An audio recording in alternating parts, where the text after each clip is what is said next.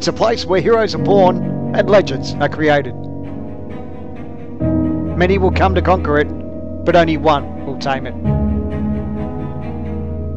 This one person will be our champion. Their time is now.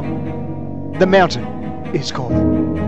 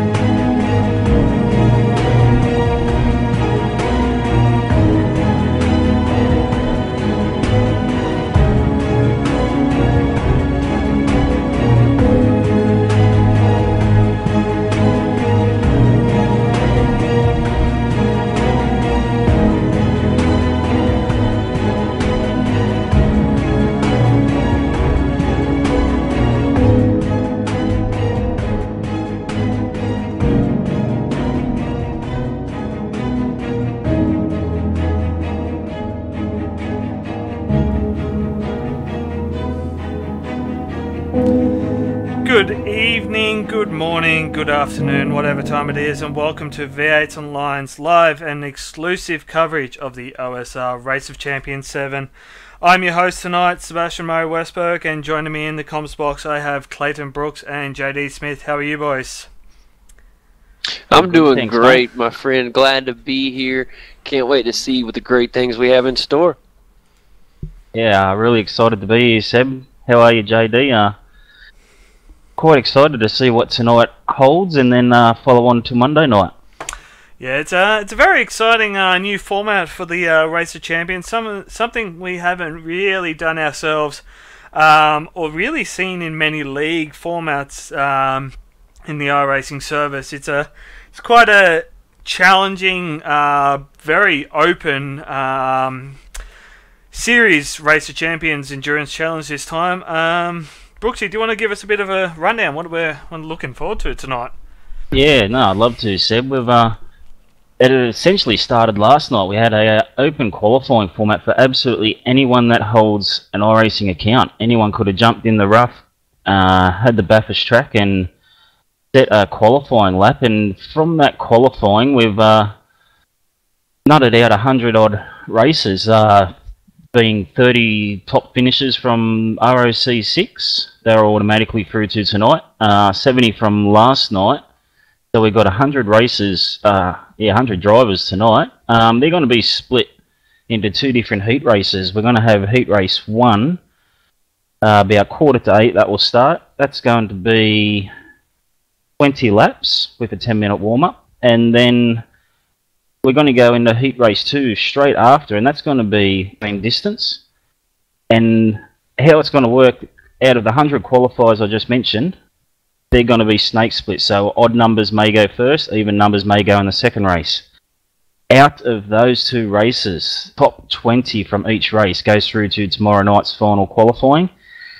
And the remaining, however many that is, I think there's about 40 cars should be remaining, they will have a last chance qualifier, another 20 lap race starting probably around 9:30, 9:45 tonight, and they will have to finish in the top 10 of that race to make it through to tomorrow night. So yeah, it's all happening tonight, and that's just to get a start tomorrow.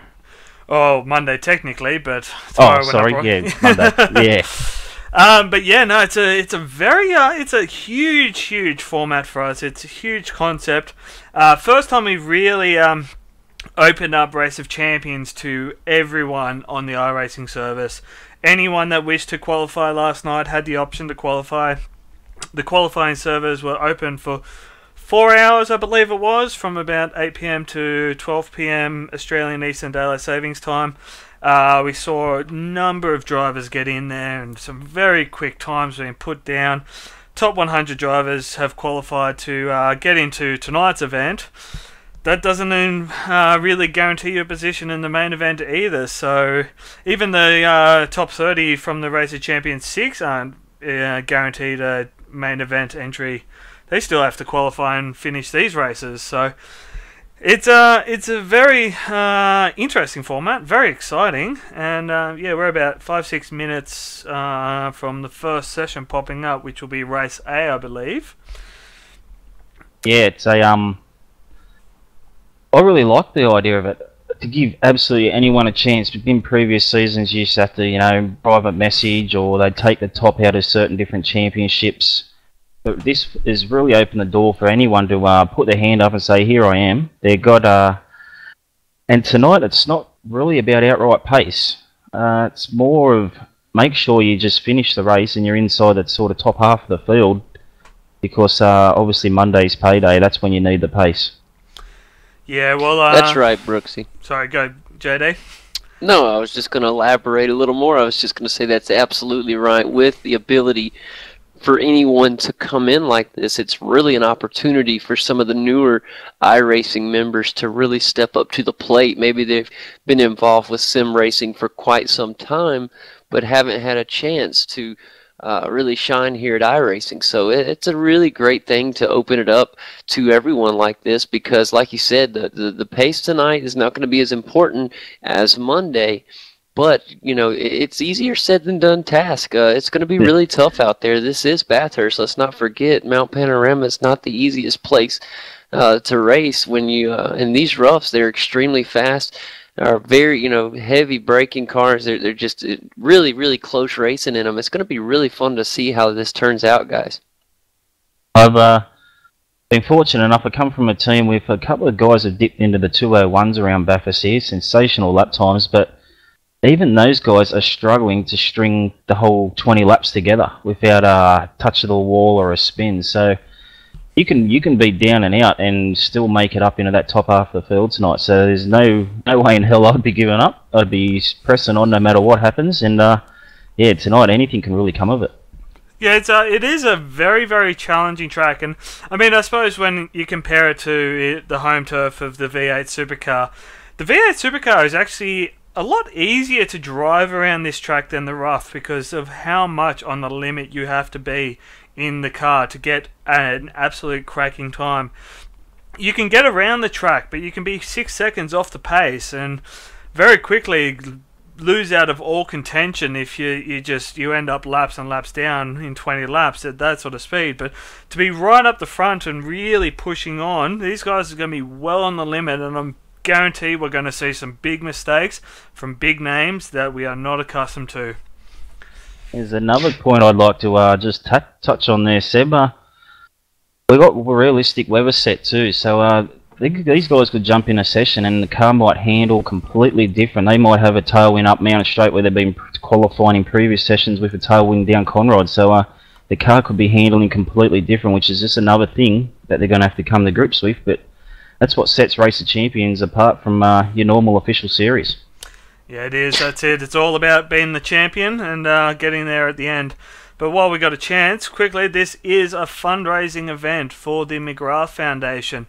If you would like to get involved and donate, we would love to see everyone get in and support such a great cause. You can head to our Facebook page, facebook.com/V8s Online. We have a link to the McGrath Foundation fundraising page there. Otherwise, there are a number of other ways. Search the McGrath Foundation page and that. So at the moment, we're sitting about halfway to our quota. I think we've raised about $500-600. We'd like to break the over $1,000 mark by the end of Race of Champions. So get in there. Every dollar counts. It all adds to a great cause. The McGrath guys do such a fantastic job in supporting people with cancer and fundraising for research and everything else. So really worthwhile. Just supporting them. That's right, guys. Of course, the drivers have paid a $10 entry fee. Some very generous drivers have paid more than they've had to, but there's no reason why spectators can't get in there and donate there a little bit, because I'm sure cancer touches everyone at some stage in their life. So yeah, very good cause. Yeah, that is a very true statement right there, and you really said it when you say it touches all of us, and it really does. And so, just like you said, the spectators that are watching, get in there as well and be part of it. Maybe you didn't get a chance to get on the track, but at least you can help be a part of the great cause and the reason behind the Race of Champions, and that's really what makes it so special, guys. And now we are getting very, very close. Just waiting for the session to appear. Shouldn't be far off, and then we'll. I think we're going to have about a 10-minute warm-up session for the guys, just to get their eye in on the track, let everyone have a chance to get into the session and get into race mode, and then we'll be racing for our first race, which is 20 laps, and. We've done something to make it a little bit easier for you guys. In our ticker tonight, you'll be able to keep track of who has qualified, who's in the last chance qualify, and who's out of it. At the time, you'll see guys with a green number in front of their name. They are in, at this point of the race, to the main event, if they can hold that position. That'll be first to 20th place. 21st to 40th will have a yellow number. They will qualify for the last chance qualifier, which will be later on tonight. That'll be another 20 laps. That'll be really challenging for those guys.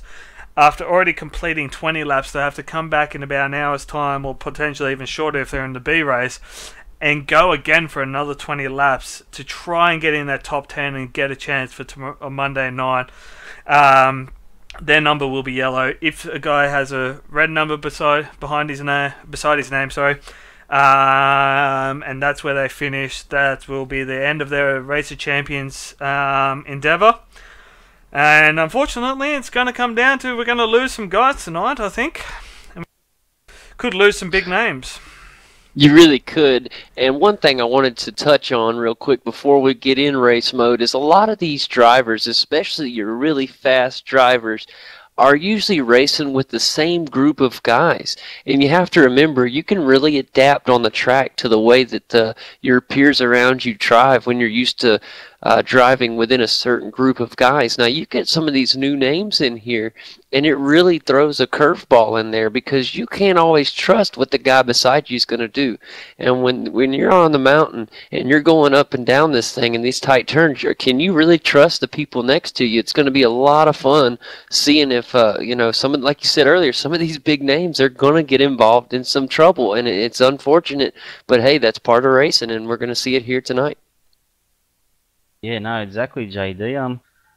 I mentioned earlier, it's about getting in that top 20 and qualifying for Monday night, but I know these drivers, they're going to put the visor down and they're going to want to win at all costs. So it's going to be interesting to see who's going to play just that cool, calm strategy and not really worry about tonight. But I'm sure there's going to be guys out there racing for as hard as they can for as long as they can. Here's an. Oh yeah, everybody wants a victory. Yeah, go right ahead, Sam. Here's an interesting question. I haven't actually looked into this. Brooks, you might be able to help me out here. Do we have pit stops in these qualifying races? I haven't even looked at the fuel numbers. Neither have I, actually. That is a very good question, guys. I don't know if we will or not. That's going to be really interesting. 20 laps will be kind of cutting it close. I believe they do. The the fuel tanks have been shortened. So it's a fixed setup, guys. So it can't do anything to the car. Brake bias, bars, nothing. Even your fuel load, you got the maximum fuel you can take on is what's set. So I'm pretty sure we will be seeing pit stops. So I was at the back of the garages. I heard someone talking about how long does it take to take tyres and fuel, just fuel, and so I'm guessing there will be. Haven't actually been crunching any numbers. Guys from my team have been all over that, so I haven't had to deal with it. But I believe there will be pit stops tonight. Well, with that added pit stops and the mention of fixed setup, guys, that really changes things from these. A lot of these guys used to running their own setups. They're very big on using their driving styles with their setup. So to use a completely new setup and have the added strategy involved with pit stops, this is really going to change the story. It really is anybody's race. The other question will be with the Rough being on the new tyre model version 5, which was only just released last season by iRacing. They've changed the fundamentals of the way the tyres work. No longer are we seeing the fast time on cold tyres. Cold tyres are, as you see in the real life, a disadvantage. You want to get the heat into the tyres. So something we're going to have to be mindful. Pitting first is not necessarily an advantage anymore. You might come out and be able to put down a quick lap, but the guy that was maybe directly behind you who didn't pit will sit there and he will have hot tyres, low fuel, and be able to crank out a cracking lap and potentially get that over jump coming out of the pits on the lap later or a couple laps later. So it's going to be really interesting to see how guys play with the strategy. Will they go in first in, try just get it done and dusted and forget about it, and then push on and get the tyres warmed up while other guys are dealing with cold tyres? Or will we see guys going along to try and get that advantage with their already warm tyres and then deal with the cold tyres later? So it's going to put a big question mark over the race, and it should provide plenty of excitement. You're exactly right there, Seb. Excuse me, I know last night Jared Filso and Justin Rogge are in the session of qualifying. The only two guys I saw dip into the 201s, and they set those laps after about 15 laps. It's more about burning the fuel off before you can really do your fast lap. So yeah, it's going to be a big one. I think you will see a lot of reverse strategies with the pit stops. They'll pit as early as they can and run it to dead empty by the time they get home. Yeah, it should make it very, very interesting. Well, we're starting to finally get some pictures come through, guys. Have a quick look at our track. Everyone knows it. It's Mount Panorama. It's Bathurst. It's legendary. We've seen incredible racing here in the official series of the V8 Supercars. Last Race of Champions when it was just released. This is the first time. Oh, we saw the Proto GT there. But this is the first time we've seen the Rough on track. It's a new car to the iRacing service on the Mount Panorama circuit. 23 turns, 6.1 kilometers. It's going to be a monster. And just having a quick look at this, the weather. I guarantee that's going to change. And apparently the air temperature is 0 degrees. I think there might be a bug on my screen, because according to the iRacing, it's 24 degrees. So I think there's a bit of a bug in the overlay. Sorry, guys. That's no worries. That would be mighty cold out there at 0. That would make it really tough to get those tires warmed up. I like what you said earlier about warming these tires up with this tire model. It's very important, and a lot of people don't. A lot of folks are learning that the hard way. And so that's what makes these pit strategies so big. Is it an advantage to pit that early, or is it an advantage to pit late in the race? We'll see whose decisions pay off in the long run here in just a minute. Yeah, it's definitely going to be very interesting. So far, we've got about 31 drivers in the session. I'm not 100% on how many guys are in this session. I don't even know if these were the odd numbers or even numbers qualifiers. So it's going to be. I've got 31 in there, Seb. That's what I've got. 32. I'm getting them as they join in. There. Yep, they continue to jump in. So we should be looking at about 50 odd drivers joining this session. So, and I'm having another thing I want to mention, guys. This is we got live race admin like the last ROC6. So there can be penalties handed out on the spot. We'll try and keep all over that for you. Could be full course yellow flags. It wouldn't be the first time that's happened. So, yeah, anything could be thrown up there as well. It's just another element to it. Boy, that sure is a special element as well. I mean, if you get a full course yellow here, that could be crucial with some of these roughs. They can pile up in a hurry as tight as they can run. Yeah, we had one in ROC6, JD. I'm not sure if you're aware, and very controversial to say the least. Had a huge impact on the outcome of the race. So, yeah, anything can happen, and I know race admin, and they're not afraid to enforce their hand if they have to. Yeah, it's definitely going to be exciting. So I'm just looking through the names now. We've got some regulars from the V8 Supercar. Lee Day's in here. We've got Tony Ortridge, Brad Ryan, Matthew Hill. Who else we got? We got Chris Tarrant, regular. Well, when he races. Then we've got some other names that we might be familiar with within the if you're an iRacing member, but might not necessarily be familiar with if you're a regular viewer from V8 Online. So Shane Stindolf and Wayne Jaffa and James Stevenson. So there's Dave Oliver, who's made a few broadcasts. So there's definitely a lot of talent out here tonight. So it's going to be exciting racing. Yeah, I've even noticed a few of the guys that race over in V8 Supercars Americas that are out here today as well. Got Michael Yo out there. I believe I saw Marty Carroll as well. Both great talents in the V8 Supercar Americas series. So good to see them make the Race of Champions as well, guys.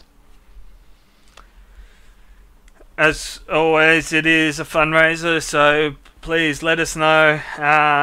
Go and donate, and if you're enjoying the broadcast, send us a picture of yourself and whatever you're up to this weekend. We'll be very interested to see how it's going. I'm just having a see if I can check up on the status on if we've had any donations since we've started. I'm just trying to find the link now. You touched on a few drivers there. James Stevenson from Overclockers Australia, he's one to watch out for. He really steps up. We don't see him much in the broadcast races, but he's a very avid iRacer, and he's very quick, so he'll be one to watch tonight. Yeah, I've seen Tony Ottridge as well. We've seen him in the Proto GT series do a good job as well. He had a fantastic race the other Sunday night, didn't he, JD? Yeah, he sure did. It was fun to watch him. And sure, it'll be fun to see these guys in this rough. It is just truly an amazing machine. So glad that it's here on the iRacing Simulator now. This is really great. This right here could be one to watch, guys. You're not going to want to miss this Race of Champions. Now, just an interesting note, we can't actually bring up a starting grid until the warm-up session finishes. It's just the way that iRacing works when you do a custom grid. Because they qualified in a different session, the qualifying positions have been imported. So as soon as we see that ticker get down to 0, we'll bring up the starting grid and race on through it as quick as we can before we go green flag racing. I might just want to touch on two guys, if you can see the ticker going across the top of the screen. Jared Muggleton's in here now. That is not a misprint. It is Josh Muggleton, quite regular on the V8 Supercar broadcast. That's his brother's made an appearance as a privateer, so good on Jared, he's getting involved. Yeah, it's good to see right there. Jared Muggleton, we'll keep an eye on him. Tonight, he will be in the number 13 car, so we'll definitely keep an eye on him as well. Yeah, I've been noticing that name pop up all over the place, so hopefully some good things to come from that name. He's got race caliber in his family, so we'll see what sort of talent he's got. He only has to be half as good as his brother, and he's going to be quite fast. So yeah, I'm keen to see what he can do. I'm just looking at some of the warm-up times, guys, and I mean, right now we've got some really a couple fast laps on warm-ups. Right now, the fastest warm-up lap is from Chris Tarrant, running a 2-minute 3-second 0.8. That is just incredibly fast around this circuit. Going to be really fun. That's a quality lap, ladies and gentlemen, and we're seeing it in warm-up. Jared Filsell will be starting off pole position with Brad Ryan in second, Lee Day in third, James Stevenson, Chris Tarrant, Tony Ottridge, Dean Mikalik, Matthew Hill, Jared Muggleton in the top 10. Good work. Jason Spriggs out of 10th. We've got Michael Yeo, Kurt Stenberg, Paul Keegan, Dave Maher, Kevin Sadler, Dave Oliver, Aaron Farmer, Ben Darley, Wayne Jaffa, and Martin Carroll rounding out your top 20. They are the positions people want to be finishing in to qualify for the main event Monday night. In 21st, Stuart Wood, Rick Summerhays, Paul Rudd, Tim Foltz, Rod Denyer, Simone Gelly, James McKnight, George Fullerton, Luke Betts, Shane Stindolf, Michael Karloff, who I believe is just adminning, and Simon Black, who should also be... Oh, and we're racing. Yeah, we're all way. Jared Filsell off the start's got a great start. Got to keep ahead of Brad Ryan. Lee Day looks to the outside of the hill corner. through even fall through there, no worries. Good, guys. This was a very, very worrisome part of the race since this beginning, and so far we're seeing a lot of good safety driving from everybody. Not too anxious. Everybody needs to kind of fall in line. It is a heat race, but you got to make it to the end. We've got to change the lead already. The draft up Mountain Straight there. Brad Ryan's jumped in front of Jared Wilson. The draft plays a huge part in this car, especially down the back straight of Conrod Straight. Yeah, Conrod Straight's going to be one of the biggest parts of the race, I think, with that draft. We're really going to keep an eye on that throughout the race, but I think on that final lap that could play a huge part in this race. Oh, we've got accident up from Solomon Park. I'm not sure. I think Dave Oliver's involved. Looks like Dave Mayhem may have been may have lost plenty positions. He's back in the pits, so something might have happened to him involved in that. We've got other cars. We've got a huge accident. James McKnight, Luke Betts, Simone Jelly involved. I'll see if I can bring up a replay of that.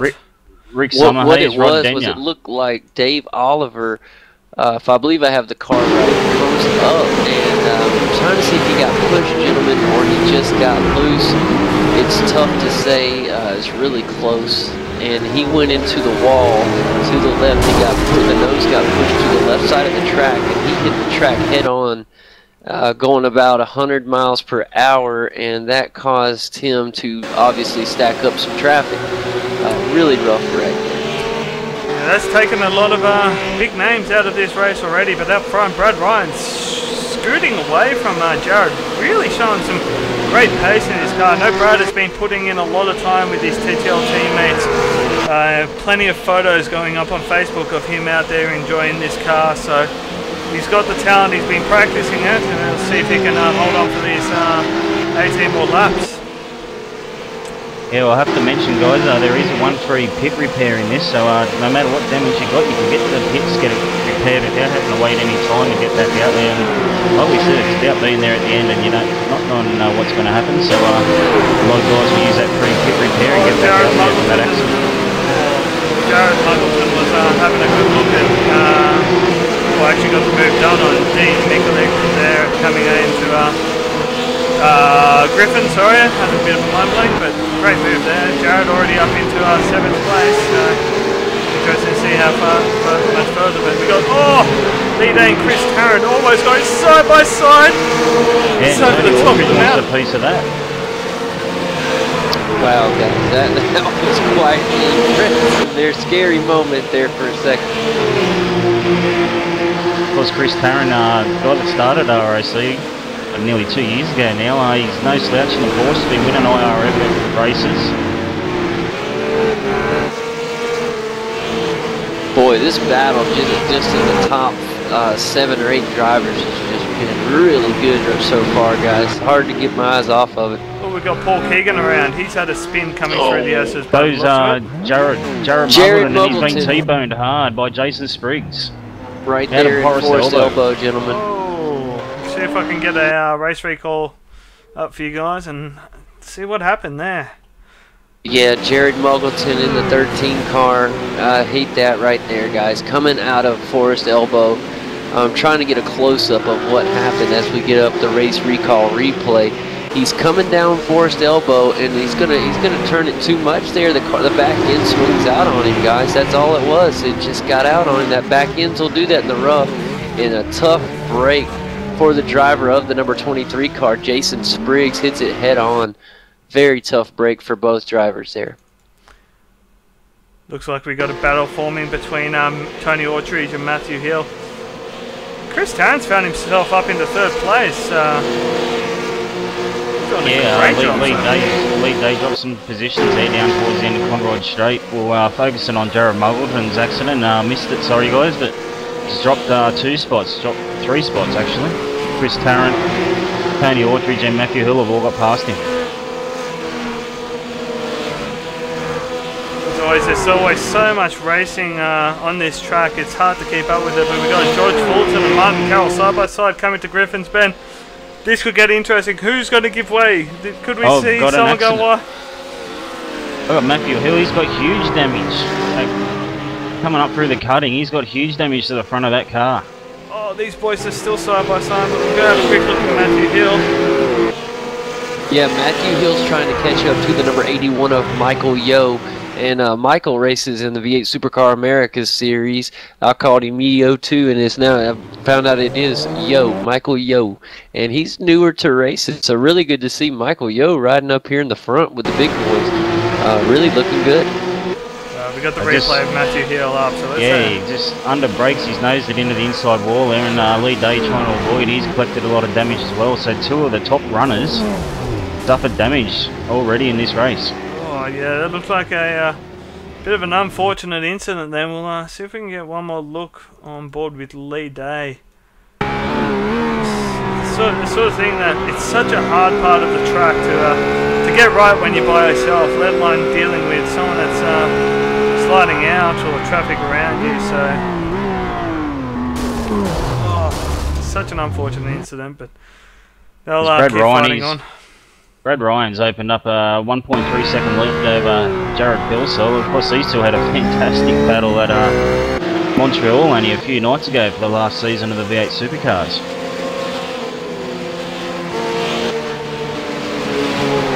Looks like Jared Muggleton's found himself back out on track. He's only 2 positions off getting through to the main event. We'll make that 1 position now. He's just gone around Paul Rudd up in the 21st position. So he needs to find about 13 seconds. Can he do it?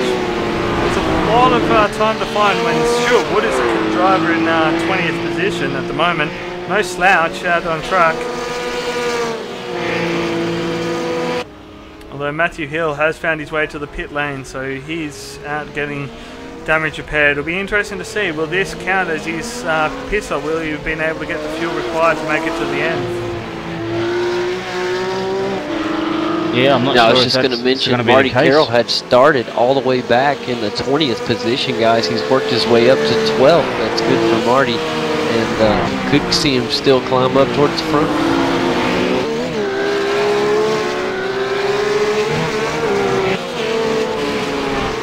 Yeah, we talked a little bit earlier about Michael Yo. He's worked his way all the way up to 7th now, and just made another pass. And this guy's really flying around the track. Yeah, I'm lucky to share a garage sometimes with Michael Yo, and he really loves the rough. His favourite car he's ever driven on iRacing, so I expect to see a strong result from him tonight. Yeah, he's definitely showing it right now, safely up in that top 20 by far up there in 7th position. Maybe he just needs to just cruise on this, that's in the safety zone. Jump on board with Jared Filsell as he starts to reel in Brad Ryan.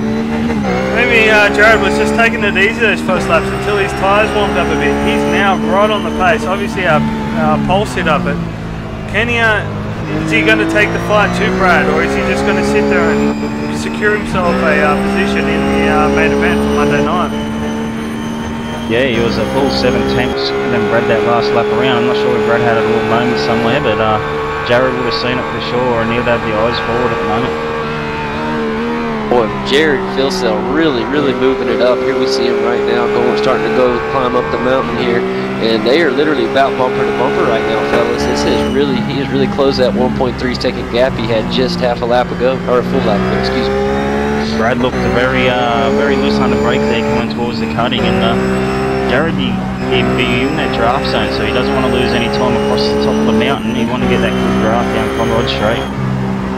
The draft plays such a critical part in this car's speed too. It is absolutely massive. I jumped in this thing around the Daytona road course last night for a bit of fun with the Road Warriors series happening at the moment in iRacing. The draft was worth about almost a second a lap if you got it on the oval section, so such a massive speed advantage being able to carry the speed. But Brad Ryan's really good over the top of the mountain. He's pulled almost half a second on Jared. Yeah, I was noticing that, Seb. You nailed that, hit the nail on the head. He really is, really got an advantage there. Yeah, you could just see in the car, the attitude of the car across the top looked really good. They got some lap traffic of Wayne Jaffa coming up, which hopefully won't play too big of an effect on these front running guys. Yeah, checking in on some of the guys that are in that danger zone of falling into the yellow. Right at the 20th position right now is Kurt Stenberg. And Kurt, you know, we see him run in the V8 Supercar America Series as well. He's in the 26 car, and he's trying to catch up to Stuart Wood. Obviously, the next person in line right behind that 20th position, fellas, is Jared Muggleton, who had that accident earlier. Good to see him climbing back up towards that top 20. That gap is only now 10 seconds, so Jared has managed to pull in about 3 seconds in 2-3 laps. So definitely got the pace to take the fight and get back into that top 20.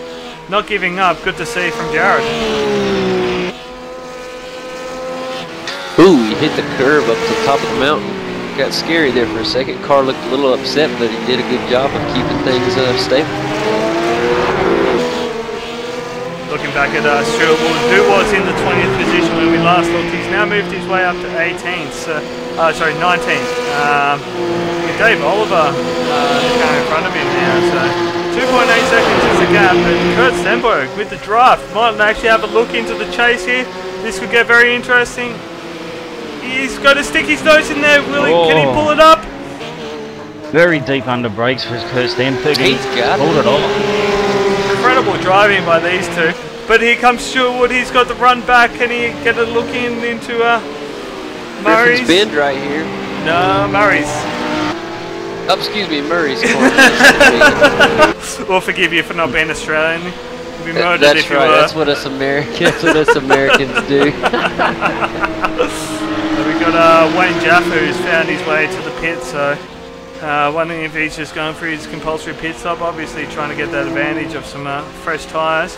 We got another battle on track. Tim Foltz and Martin Carroll. These two are very, very close. Two V8 Supercar drivers of Multi-21, and Martin's in the team. I don't have his details. I'm sorry, JD. You know what it's about, don't you? Yeah, I'm not sure. Oh, there we go. Tim Foltz make a mistake? He just seems to move over and let Martin through. Maybe Tim's just running that game and just making sure he finished in the top 20 and booking his spot for Monday night. Yeah, Marty just they're right there beside each other. Here you see maybe he's coming. It's hard to see Tim Falsey there. Trying to get back at Marty right here. This could be a good little battle, guys. Something's happened to Brad Ryan. Brad Ryan's found his way back to 3rd place. I'm going to go back and see if I can find out what happened, but he's back in 3rd place and lost a lot of time. Yeah, he really lost a lot of time. He was up in the 1st position. Now he's falling behind the new leader, Jared Filsell, and Chris Durant and Tony Ottridge. All 3 drivers are ahead of him now. Something definitely happened to him in the number 47. Yeah, I'm just looking at his car. It doesn't seem to be any noticeable damage to it. That is a lot of time to lose. So, yeah, I'm not quite sure. Hopefully, Seb, you can find out what happened for us. Yeah, I'm coming into the chase at the moment. I can't see anything. I'm thinking it's somewhere up at the top of the mountain. Looks like they might have missed that, unfortunately. But though Chris Tarrant is stationary, he might be in pit lane. No, Chris Tarrant might be out of this race. Oh man, he was in the 2nd position and now off track somewhere. We don't know. This could be really rough for Chris Tarrant. Was showing great pace and was well up into the fight. And Martin Carroll seems to have spun it at the cutting. Break for Marty Carroll. He gets the car back going, guys, but what a tough break. That's going to cost him. Hopefully there's not too much damage on that car, because if there is, he's definitely going to have to use up. Well, that's right. They do have the quick repair. Maybe it might be a good time to go ahead and take that pit stop, fellas. It's lap 7 right now of 20, so it wouldn't be a bad idea. Just got of the course, race the big recall winner out of this, Jared Filsell, he's out to a more than a 10-second lead now. So, but he was one of the drivers that I mentioned at the top of the telecast that was struggling to string 15 clean laps together. So anything can still happen. And Brad Ryan has made it around Tony Autridge as we were looking at the replay of Martin Carroll. He finds himself back in 2nd place, so he definitely has the pace to take the win. We got Chris Tarrant, he's back in pit lane, so he must have had an incident, was towing while we were trying to find out what happened. But he's back in pits. He's now getting some damage repaired, so potential still for getting in that top 20. And look who's in the 20, Jared Muggleton, after that early flip and at the Forest Elbow. Shows how quickly this game changes. No, I was just going to mention, buddy, currently 23 cars are on the lead lap. And so that just shows you right now, man, I think by the end of this race, if you can keep the car on the lead lap, you get into the, you'd make that position for the big race. So, you know, a lot of these drivers that aren't, you know, pushing for the win, then maybe they did have the right strategy after all. Martin Carroll goes to take his pit stop. Fuel and tyres for him, and as we've seen, there's a fair few cars in pit lane just getting damage repaired. Yeah, a lot of damage to some of these cars. The car sitting behind Marty Carroll in pit lane is Shane Stidoff, and he had a lot of damage to the front of his car, so he's getting it repaired. Marty is heading out, guys, so not too long of a stop there for Marty Carroll in the number 8, excuse me. I've still got Chris Tarrant just sitting in pit lane. I'm not sure if he's going to rejoin the race or not, but he's just sitting there at the moment. He may have already used up his quick tow and might be waiting for actual proper timed repairs, so if he can get back out without losing too many laps and a few more guys have incidents and don't finish the race, he still could sneak into that top 20. He's only about 5 places off, but it's going to be a big task for Chris. It's Jared Fieldcell's gap to Brad Ryan, now only 8.3 seconds. I think Brad Ryan might be a bit of a dark horse to take this overall race of champions this season. Yeah, he's looking really strong right now. He's already closed off some of that big gap that Jared had built up just a few minutes ago, fellas. And he's not looking back. Look at that race pace. His last lap was 2:03.67, an incredible lap. That was a whole 2 seconds, or 1.4 seconds faster than Tony Autry, who he passed on the lap previous too. So that's just incredible pace. 2.3 seconds he's already pulled out in Tony in a lap and a half. Oh, bouncing over the curb as he comes up into Sulman. Is it Sulman? No, sorry, Reed. Happens to the best of us. Get my parts mixed up. I get my Benz tore up.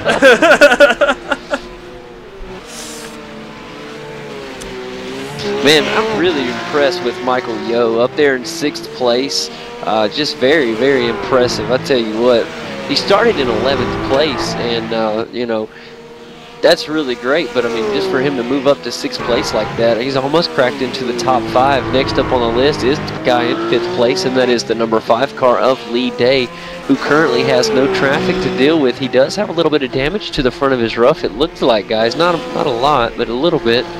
And his race pace is a little off. His last lap was 2:05.65. So look for Michael Yeo maybe to kind of close that gap down and maybe catch up into the top 5. Actually, someone I do want to mention who's sort of been a bit quiet. A name we haven't seen before, Dean Mikulik. I hope I'm pronouncing that right, Dean. I apologise if I'm not. Send us a message at facebook.com/V8s online and let us know how to pronounce it if we are pronouncing it wrong. He finds himself in 4th position in a sort of a car we're used to seeing in the Australian circuit, the VIP Pet Foods rough Carrera Cup style car. He's up in 4th place. He's a bit of a quiet achiever tonight, doing well. Yeah, he really looks good. I was going to say good livery on the car as well. Go ahead there, buddy.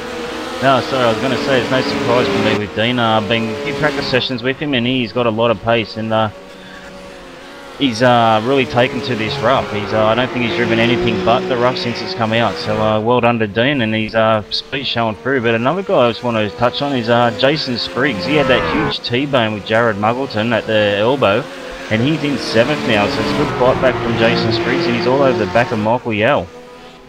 Yeah, I was just going to bring that up. Thanks for bringing that up, Brooksy. Michael Yeo, Jason Riggs, probably the best battle on the track right now for position, especially up here at the top like this. The battle for 6th place is really heating up. Guys are climbing up the mountain right now, and they are literally bumper to bumper. Michael Yeo's got to be feeling the pressure put on by Jason Spriggs and the number 23 Ruff right there, guys. And, this is going to get good as they approach the top of the mountain in just a second. They're teammates as well. Teammates of OSR, the guys that are running this whole event this weekend.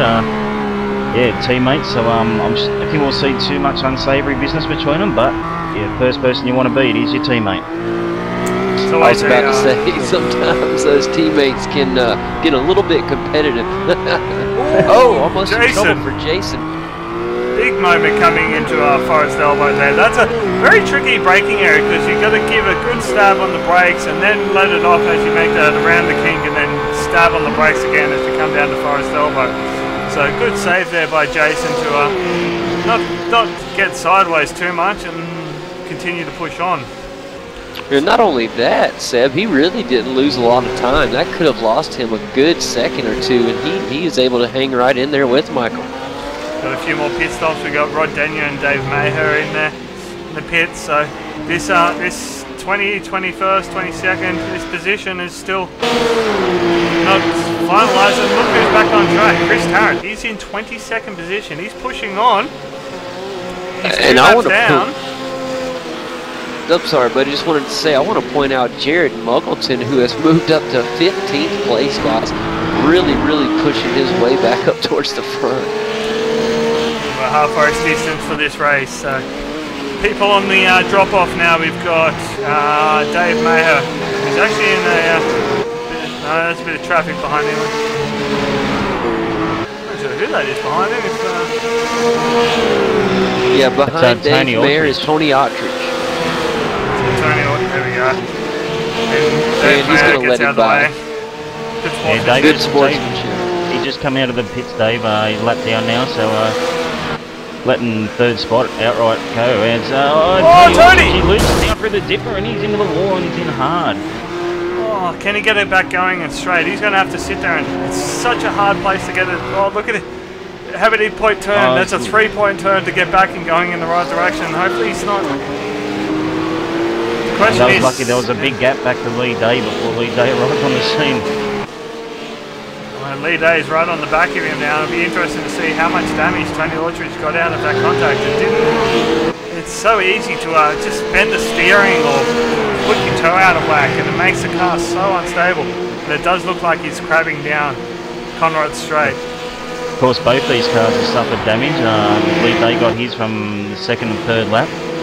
But he'd be a lot more used to the damage he's carrying. Tony would just be coming to grips with it, and Lee Day makes his move around the outside going into the chase.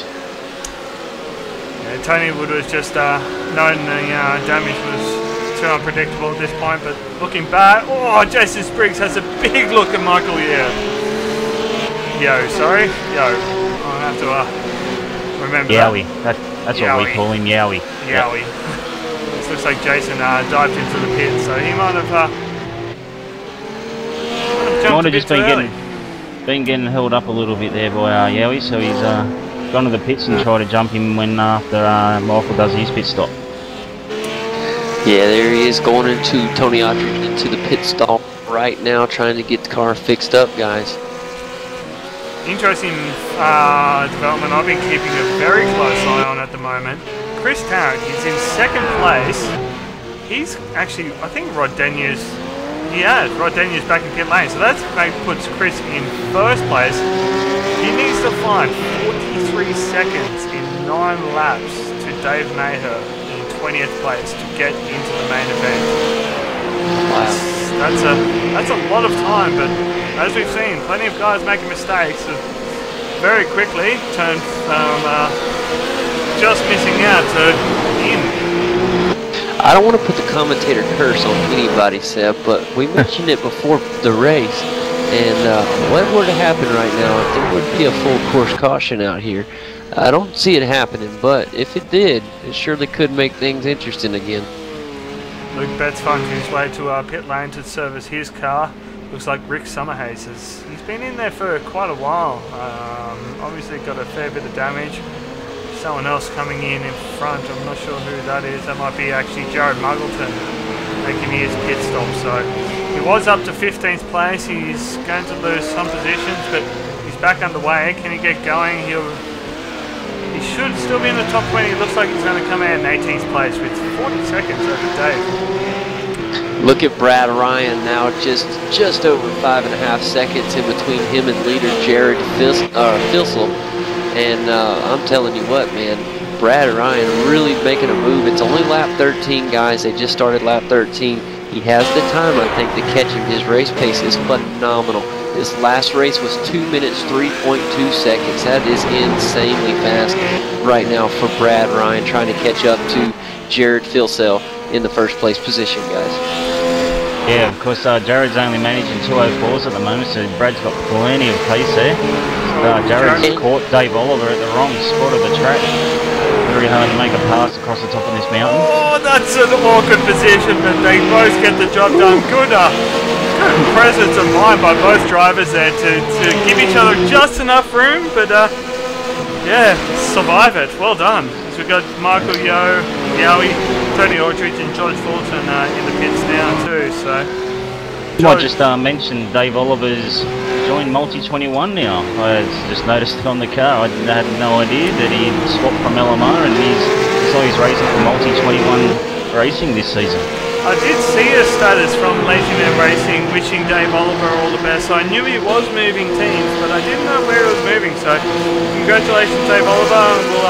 We'll endeavour to fix up your team name on the overlays, and so you can represent your new team properly. Trouble on the track, guys, for Marty Carroll. Sorry to jump in there. Turned around. A tough break right there. He's in the 15th position, and now he's going to have some guys right up on him, trying to go for the passer side by side, going into.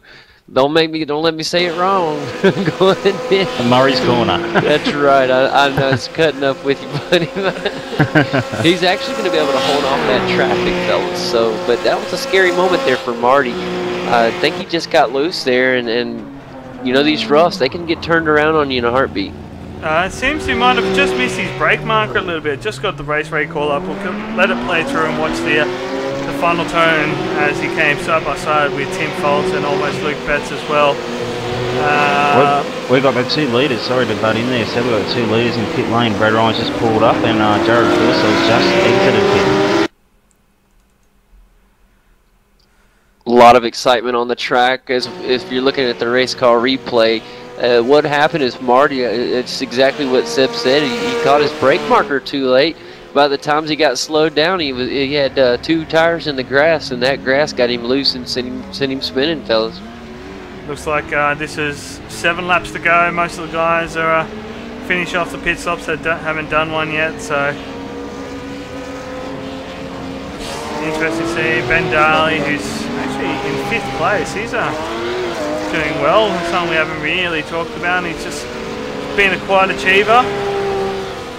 Yeah, Ben Day in the pits right now. I mean, Ben Darley, excuse me, is in the pits right now. He's been the kind of quiet guy, just kind of getting up there in the top 5, and we hadn't said nearly enough about him. And guys, I've got Jared Muggleton in 18th and Chris Tarrant in 20th. After the dramas they've had, Chris Tarrant has got back into that top 20. Yeah, he's moved into 19th now. I've got him in, so that is very impressive.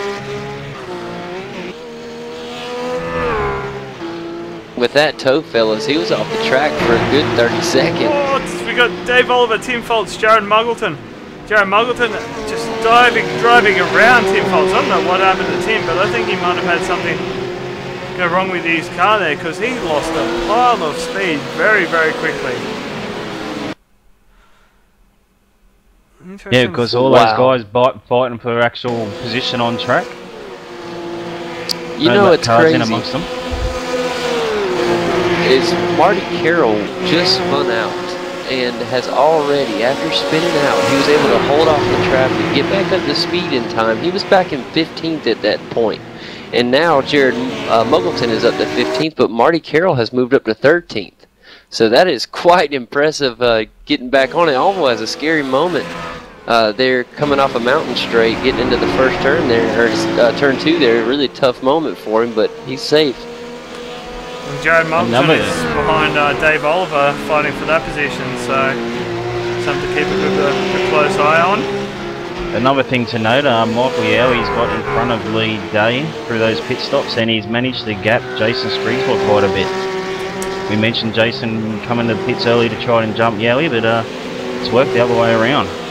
It's those tyres, like I said, the cold tyres, they're worth, you lose seconds being on them. You get your faster times with the hot tyres and the low fuel. So I think the key will be the latest pit stop possible, and then get the least amount of fuel on that final pit stop.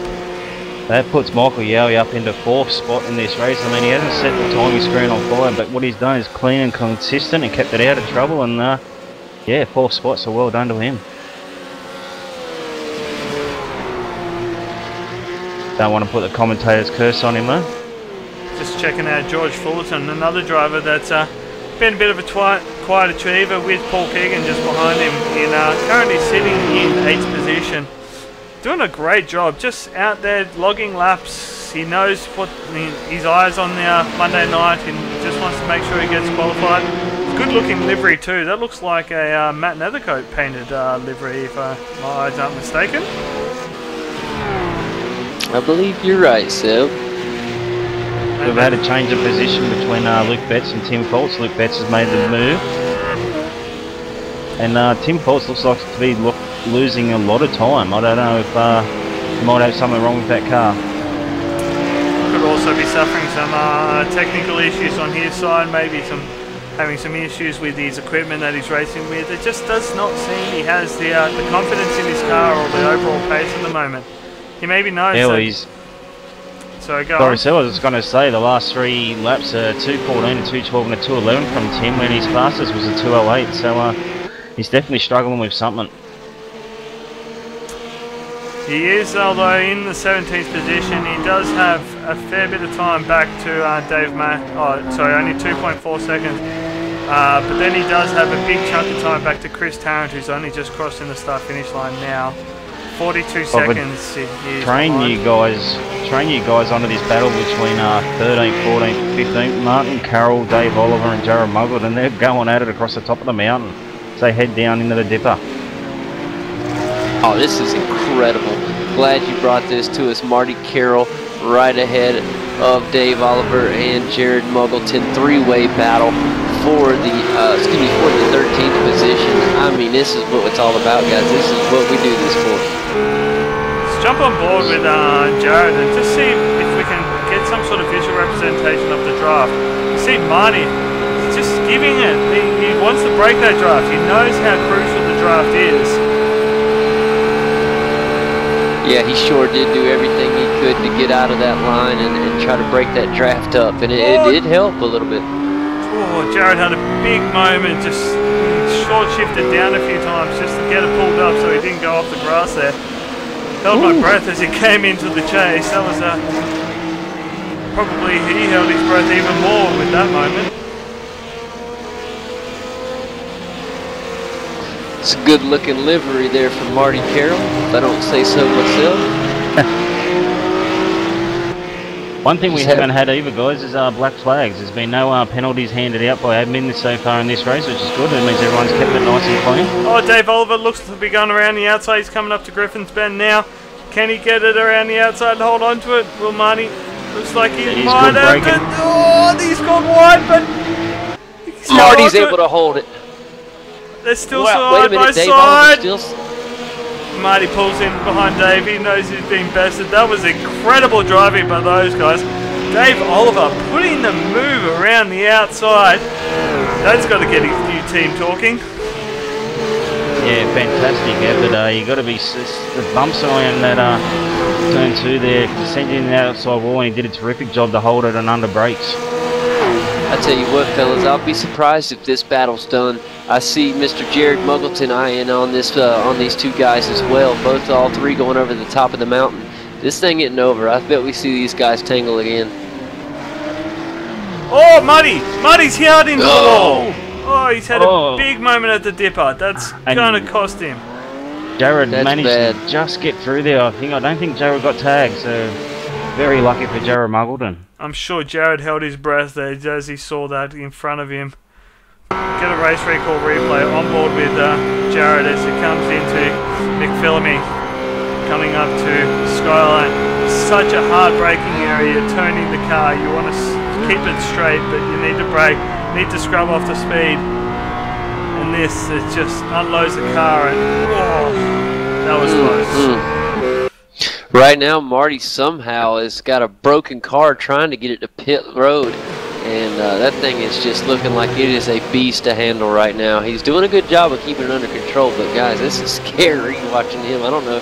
He's gonna make. He's not even gonna pit. He's gonna keep that car on the road, fellas. Only 4 laps to go. He needs to keep it. He can't lose 5 more positions, otherwise he'll be out. Although chances are he's still probably safe at this point with guys like Chris Tarrant in 19s, 35 seconds back from Tim Foltz, who's in 18s now. James McKnight in 20s. He's our cut-off man. He has 40 seconds back from Chris Tarrant, but has 30 seconds over Rod Daniel in 23rd. So if you can keep it on track, you're looking good. And Chris Tarrant's just dropped into the 203s, back in 19th position, so he has got speed, and it's unfortunate he was in that incident earlier. But the guy I want to mention is Brad Ryan. He has done a 202 on his 16th lap, and then just done another low 203, and he's really on the move, and he's got Jared Philsell in his sights. Man, he is just booking it. That is so fast. I mean, 202, fellas. Jeez. No, we could get the director to sit on board, which he goes across the top of the mountain at the moment. Brad, he's got this thing really hooked up. No, that was someone else. Sorry, that was. Suddenly saw a car slowed down in front of me. I thought it might have been. Yeah, Jared Philsell slowing down, but it wasn't. Look at this. He's got this thing absolutely so under control. He knows the limits of the car. The setup is working to his advantage. We know Brad has been putting laps and laps and laps in this car since its release. I just went on board there across the top of the mountain as he heads down in the Forest Highway now, and he is millimetre perfect. Every apex, every apron, he's hitting every spot that he needs to. Yeah, I'm on board too, Brooksy, and it's just amazing what he is doing in this car. The way that he just went down that mountain was perfect. I mean, you could put that as textbook. You can write that up, put it in a how-to video. That was just perfect.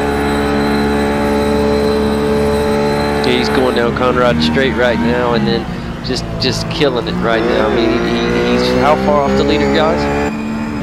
Just over 4 seconds. Okay, I didn't know if it had gotten quite right under 4 seconds yet. We'll be able to get another proper assessment of the time, and it's 3.85, so he has dipped under the 4 seconds now.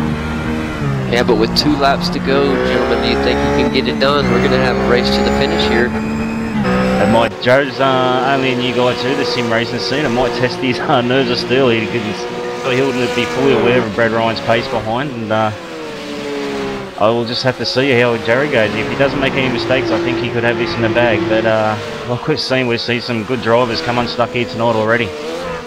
It is just about making it through to this Monday night event, staying out of that last chance qualifier. At the moment we've got, in the last chance qualifiers so far, we've got Rod Denya, Paul Rudd, Wayne Jaffa, Rick Summerhays, Matthew Hill. He'll be not happy about that, 5 laps down at this point. Kurt Stenberg, Shane Stindorf, Aaron Farmer, James Stevenson, Simone Jellis, and Simon Black and Mike Koroloff are actually admitting, so not actually coming up on the timing board. Oh! Oh, big trouble, guys. Jared! Big trouble. So close to the leader. Rod Denya around at the dipper. I think there was contact there with Jared Philsell. That was I just caught that in the corner of my eye as I was looking at the live timing. I'll see if I can get a replay of that and see what happened. That was very close to our leader, Jared Philsell. Philsell, and oh man, dude, this could play on Jared Philsell. Admin will be all over that, and I don't want to judge too quickly, but he's the one responsible to make the safe move on lap cars. I think what happened there, Rod was giving room to another lapped car in front of Jared. Not sure who that was, but was then slow coming off into the Skyline and the S's, and Jared with his pace was just caught unaware, didn't realise that Rod would be so slow, and just suddenly he was right all over him. And it's very easy to do if you get caught out with different braking markers by different drivers. You can really catch you out, but we are on white flag, the last lap. And to even with Jared's problems on that lap, he's actually got that gap back out to over 4 seconds from Brad Ryan. So Brad Ryan's had a not so great lap with traffic as well. So this is race A. We've got race B to come up, and then the final chance qualifier. We've got plenty more to come. We are on the final lap of this race. We're looking at who can... Oh, Martin Carroll around again. This poor guy is not having a good night with this car. He's still in 16th position, but he's just finding himself in the wall again and again, really struggling with this car. I don't know if that car will be able to continue, fellas. I mean, look, this thing has been in 3 incidences with the wall now, and it's... I don't know how he's driving it. It's a miracle that he can get it around the track. All he has to do is hold on to 20th or better. So he's almost can find a way just to keep it going around the track, which he's doing right now. I think I think he might be right, JD, because Jared, the race leader, has gone past him, and that's Jared's last lap, so this will now become Martin's last lap. That's big news from Marty Carroll there in the 15th position, or was. It's hard to tell. 16th now. Yeah, 16th now, thanks, Seb. That's tough right there. That's, woof, he's got to be feeling happy that this thing's ended. Jared comes into the chase for his final time. He'll be having a grin on his ears. He knows he's in for Monday night.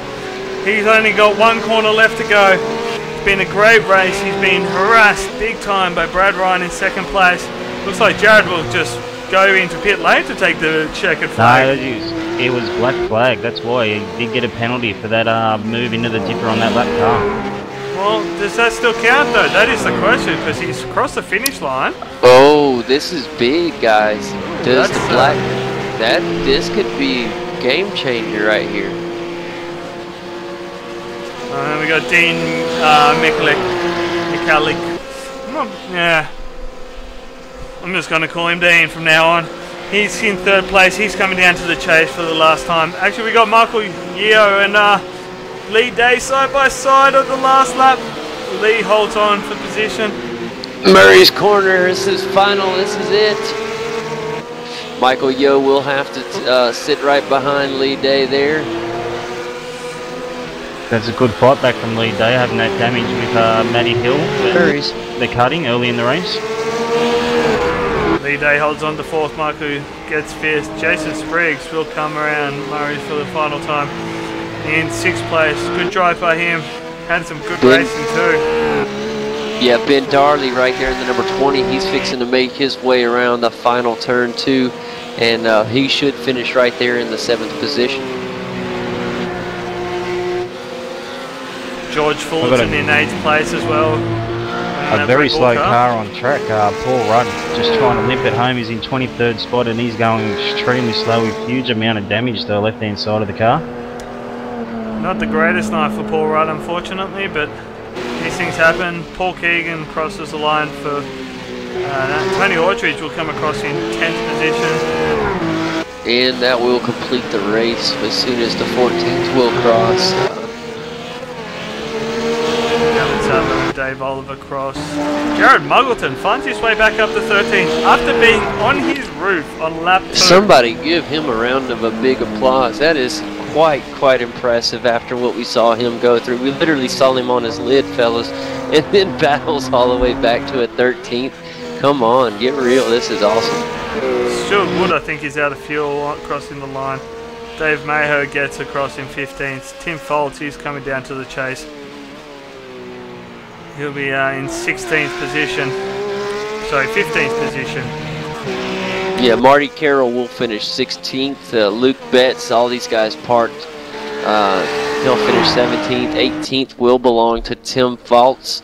And Chris Tarrant, we saw him up in the very front at the beginning, but he did finish 19th, and that's where he had to be. And, of course, James McKnight did finish in that final position, fellas, in the final green light position for the final race. What a good way to start off the racing for tonight. We'll quickly get up the race results as we go through. So the top 20 drivers will be through to the main event on Monday night. 61 laps around Bathurst, but those drivers are Brad Ryan in first position, Jared Filsell second, Dean Mikulik in third. Great drive by him, just staying out of trouble. Lee Day fourth, Michael Yeo in fifth, Jason Spriggs in sixth, Ben Daly in seventh, George Fullerton in eighth, Paul Keegan in ninth, and Tony Autridge will round out your 10. Gavin Sadler was in the 11th position, with Dave Oliver coming in 12th. 13th was a hard-fought back race from Jared Muggleton, with Stuart Wood finishing 14th. 15th is going to belong to Dave Marr, with Marty Carroll finishing in 16th. Luke Betts will finish in 17th, with Tim Faults finishing in 18th. 19th goes to Chris Tarrant, and 20th, that final spot, fellas, in the top 20 goes to James McKnight. Yeah, and of course the guys that missed out, I've got Rod Denyer, Wayne Jaffa, Paul Rudd, Rick Summerhays, Matthew Hill, Kurt Stanberg, Shane Stidoff, Aaron Farmer, James Stevenson, Simon Deli, and that was it for the runners. But of course those guys get a last chance qualifying race at 9:45 tonight.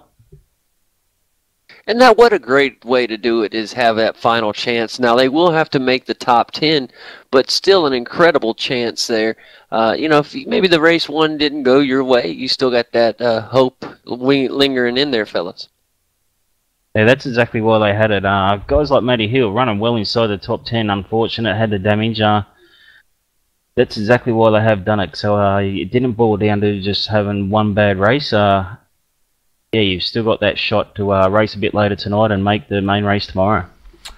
Well, we might take a short break as we get prepped for race B, which won't be far off. Not 100% sure. I think it'll be about 5-10 minutes maybe, but we'll be back in about 5 minutes' time. We'll quickly go grab ourselves a drink.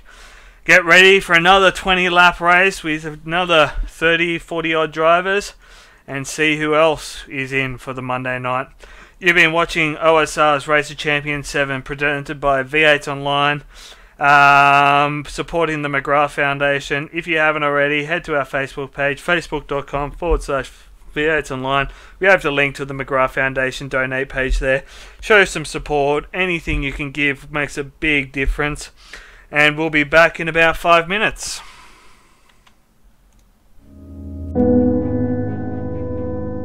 It's a place where heroes are born and legends are created. Many will come to conquer it, but only one will tame it.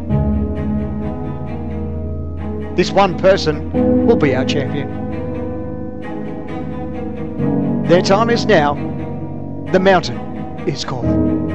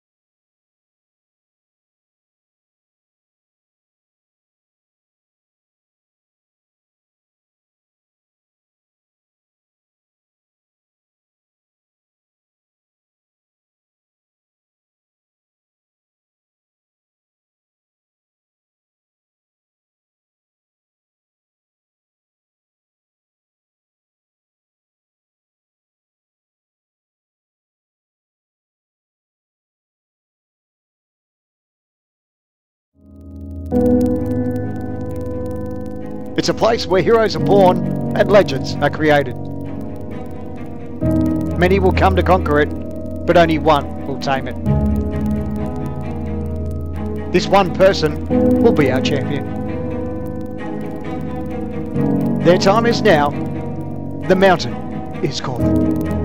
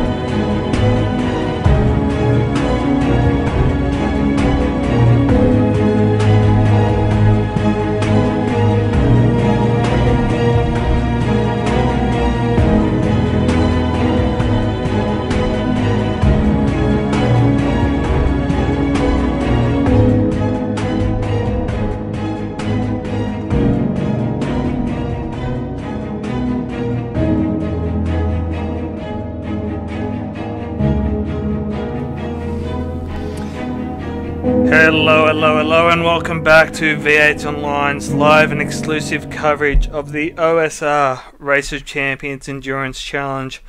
Proudly supporting the McGrath Foundation and in memory of Todd Galvin. I'm your host, Sebastian Murray Westberg, and joining me again in the box is my good friends Brooksy and JD Smith. How are we, boys? Doing great, Seb. Glad to be here for race 2. We just got through with an incredible race, man. I know you're ready as well, Brooksy. How you doing, buddy? Yeah, good, mate. Can't wait to another 20 laps at Bathurst. Bring it on, boys. Yeah, it's going to be super exciting. We're just getting into the session now. Had an incredible 20 laps. Lots of big talking points in that early race. Got to give a big shout out to Dean Mahalik. Apologies for getting the name wrong. Sorry, I think I still got it wrong. Mahali. It's a bit of a challenging name, but I just had a quick chat with him and he informed me of the correct pronunciation, so apologies for that, Dean. But we've got another race ahead of us with some big names again. We certainly have. Yeah, we really do. Sorry, JD, I was just going to butt in there. We've got some real big names from the V8s Online series. Of course, Josh Muggleton and Justin Ruggier. And a couple of names to make mention of. Terry Nightingale Jr. I haven't seen him on the track for quite a while, and he's got some speed, so I'll be keen to see what Terry can do tonight. And joining us is a special guest. Some of our regular V8s Online viewers will be familiar with his voice, but Mr. Mike Koroloff, how are you, buddy? Good evening, gentlemen. Thank you and for welcoming me to the commentary team. How's the night panning out so far? You guys have put on an absolutely massive event. So much to talk about and get through with only about 5 minutes left of this warm-up session. How's it going? Really good. We were very happy with the first race. Fantastic racing all the way through. Only a couple of incidents and nothing too major to deal with. So that's great news. Speaking of incidents, what was the end result of the Jared Phil Cell, black flag there at the end of the race? Well, it's one of those positions where you've just got to be a little bit cautious, and really coming up behind another car like that, the unexpected can happen. It's not really a place where you can just slip up the inside and pass. It's one of those points where you do have to have a little bit of patience. Jared got caught out, made the mistake. Unfortunate, on the last lap, he got a black flag, but it didn't really affect him too much other than dropping him to second place in the race. So, one of those things, but in the interest of being fair to everybody, we certainly apply it. Oh, it was good to see the OSR admins out there in enforcing the law, so to speak. But ahead of us, we got another 20 laps with some big names in this race. Justin Ruggier, Josh Muggleton, like we were saying, and few other names, some new names again that could surprise us. So should be exciting.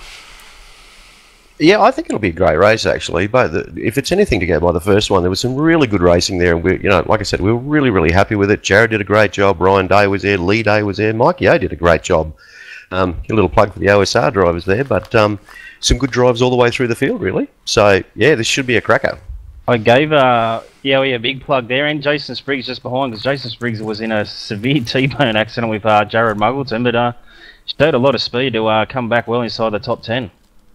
He did really well, and just a little side note there to have a bit of a laugh at. He reckons he couldn't stop his leg shaking for the first 3 laps to push the accelerator down flat to the floor.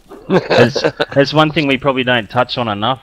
These big races, boys know they're getting broadcast streamed in high definition out there, and there is a nerves factor involved. I know guys that are ready to grid and they've got to run and do a quick toilet stop because of the nerves get to them. It happens to the best absolutely. of us. Absolutely. There are really nerves that build up, and it shows, but everybody did a great job, which was good to see. And obviously we are supporting the McGrath Foundation now. With the link, we do apologise. Our donate.v8online.com.au, we're still linking to the old OSR Race of Champions 6. It now has been updated. You can type into your browser donate.v8online.com.au. It will take you to the McGrath Foundation Race of Champions page. You can donate. We are raising for a great cause, support for cancer research and families living with cancer. It's touched everyone in some way or another. I know it's touched me numerous times. So dig deep, whatever you can donate, even $1 or $5 or $50, whatever you can support, it makes a big difference.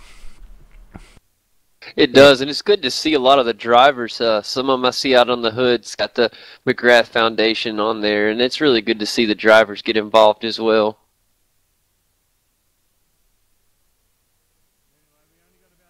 Well, gentlemen, thank you very much for the interview. I'm going to head back off to race control and take care of duties. Thank you very much. Have a good call. Best of luck, Mike. Thanks for jumping in quickly, and have a good stewarding, I guess. Thanks for having me, guys. Talk to you later. See ya. Alright, this time we'll make sure we try and get through the grid quicker so we can actually get the start of the race on the broadcast this time. That was a bit of an awkward one, but we've again got 32 cars in this race with the 2 race admins, so 30 cars. The last 10 positions will be into the last chance qualifier later on tonight. So that should be exciting. That will be a very challenging race for a lot of drivers, because after already doing 20 laps potentially and then having to come back and put another 20 down back to back, you're almost doing 2/3 of the race on Monday night tonight. So it should be interesting. I was going to mention, so we're counting down to the guys gridding up. I don't know what you'd rather do that first race, then do the last chance qualifier, or do this race, then jump straight back in, and while your mind's still in the zone, so to speak, do the last chance qualifier. I don't know which one's going to be advantage for the guys. Yeah, that's a very valid point. I suppose it comes down to your mental stamina, and that's where the endurance factor comes in.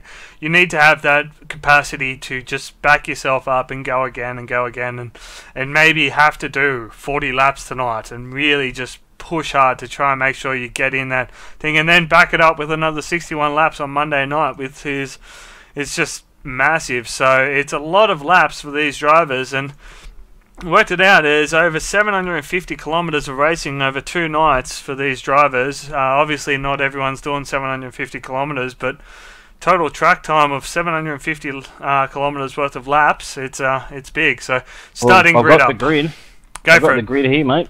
Josh Mogan out of P1, Justin Ruggie at 2, Christian Elwood 3, Mullen McMullen 4, Simon Black out of 5th, 6th Matt Nefico, 7th Terry Nightingale, 8th Guy Leach, 9th Matty Barron, Ian Ford 10th, Sanjan Delali 11th, Marty Atkins 12th, Ben Rothberg 13th, Wayne Burke in 14th, Craig Spark in 15th, Jason Brooks in 16th, Carwin May 17th, Dylan Shepherd 18th, 19th Reece Gardner, 20th Henry King, Ian McPherson in 21, 22 is Michael Paragos, Nathan Growden out of 23, Jeremy Williams 24, John O'Barry 25, Craig Dorr 26, but Mike Cole 27. I'm not sure if he's racing or admin. Brendan O'Brien 28, 29th Mark Noble, Russ Green in 30th, Brett Selby Wood 32, and Sean Slater in 32. Sorry.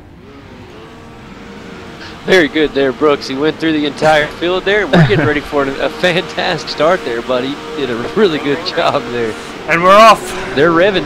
Race 2, the B race. He's got, and Josh Muggleton's gotten off to a great start. He's in front of Justin Ruggier for P1. Leading just behind those guys. Marlon McMullen's done the move around the outside of Christian Arwood. He's grabbed third off Christian Arwood there. We've got Matthew Nethercott, Terry Nightingale Jr., Guy Leach and Matthew Barrett. Oh, very, very close confines there. This could get interesting coming into Griffins.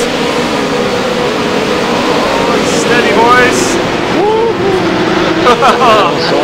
Matthew Barrett's on the outside. He's going to have inside the next corner, but his spot's being behind. I'm not sure who that was in front of him. Looks like it was Sanjin Delalic. Yeah, Sanjin Delalic, they're in the 178 car.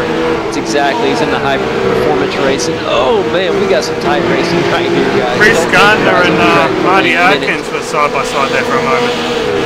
Sorry to butt in there, JD. No, quite alright, buddy. We got so much tight action right now. You're going to have to be fast if you're going to catch it. Third Tell you and the place to fourth. watch right now. Well, Christian Elwood, he's big. He can push Marlon McMullen across the entire mountain there. He was that far up here. Yeah, Kristen Elwood, Marlon J. McMullen right now having a stellar battle right here for the third place position. And they're going to have a newcomer coming right behind him. That's going to be Simon Black in the fifth position back there. He's right there with him, guys. And the guy that's done the most laps is Simon Black. He's the guy that's organised his whole thing. He's the guy that sorted the setups, and he's the guy that's done the most laps sorting those setups. So he's the one with the most practice, and he's having a look as Christian makes it down the inside through the chase on Marlon, and Simon wants to follow him through. And that's Terry Nightingale right behind. Or is Marlon and Simon may get cut tracks for that. Sorry guys, I'm just updating the skins on the overlays with this rough. I haven't had a chance to download a lot of these skins because we haven't seen them on track before, so just bear with me as we deal with a couple of white cars out there, but we'll get it updated. Josh Muggleton managing to pull a little bit of a gap, but it's not escaping the grasp of Justin Ruggier so far. Yeah, and right now, I'm telling you who's coming to the party there behind Simon Black is going to be the number 3 car of Matthew Nethercoat. He's trying to fly up in that area as well. Yeah, just up in front, JD, we got Simon Black up the inside of Marlon McMullen into turn 2. Marlon sort of cuts down on the nose a little. He's forced wide. Simon's had to back out, and now he's going to be under pressure from Terry Nightingale. Great move Boy, driving this by is Marlon. unreal. Yeah, Marlon J. McMullen, the champion of the V8 Supercars America Series, and here he is just representing very nicely right now. A little bit further back, we've got Sanjin and Guy Leach. We have a sandwich with Matt Nethercott in front, Benjamin Rosberg, Matthew Barron, Dylan, all in a big heated battle. Yeah, these guys are really formed to like about, what is it, an 8-9 car train. Yeah, it is just truly impressive. And guys, don't forget, we didn't get a chance, I don't think, to mention it right at the beginning of the broadcast, but the top 20 will advance to Monday's showdown for the final. And that's going to be the big tonight's race. We'll be able to get in that top 20. It'll be highlighted at the top of your screen in green for those that are currently in the position to get it in. Oh. And behind them in yellow are ones that are fighting to get in. I've got Hugh Jackson and Jason Brooks. These are the last 2 cars. Jason Brooks and Ian Ford on track at the karting. Hugh Jackson. So I'm just trying to find a replay of how Justin Ruggier got the lead over Josh Muggleton. Seems that Josh Muggleton had a moment coming out of the cutting, and Justin Ruggier was able to scoot on by, but Marlon McMullen and Terry Nightingale Jr. side by side. As Marlon has a look at Simon Black in the last corner. These boys, they don't care about top 20. They want to get out there and they're racing hard. Terry Nightingale dives underneath Marlon McMullen into L corner. Yeah, I'm not even sure these guys know what what they're racing for at the moment. It certainly doesn't seem like it. They all want to. No, this is straight up racing for pride, gentlemen. These guys know who one another is. They want to show out here. They want to show who is who. And right now, Simon Black leading the way. You got Marlon McMullen side by side right now, going into Hell Corner. Yep, right there. Look at this. Griffith duel. I'm gonna get right in there, I swear. Oh, they're still side by side. Oh, Terry Nalgard, he manages to hold on the outside up through the cutting. It's a superb effort. No grip out there whatsoever. Incredible driving by all these guys. Matt Nevico's in the wall. Matthew Nethercutt in the number 3. Red Bull is into the wall. He did not get turned around. He's waiting on a little bit of he now can rejoin traffic. Yeah, that is a ton of positions lost, guys. He's got a lot of damage. Huge damage, and we got Craig Spark coming up behind him, and he's going to catch Matt Nevicott at the dipper, the worst part of the track.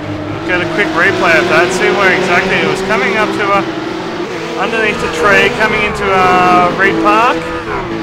Bit of a Murphy moment, just got a bit offline, hit the fence, and then he knew he was well offline and just almost sacrificed his car a bit to not get anyone else involved.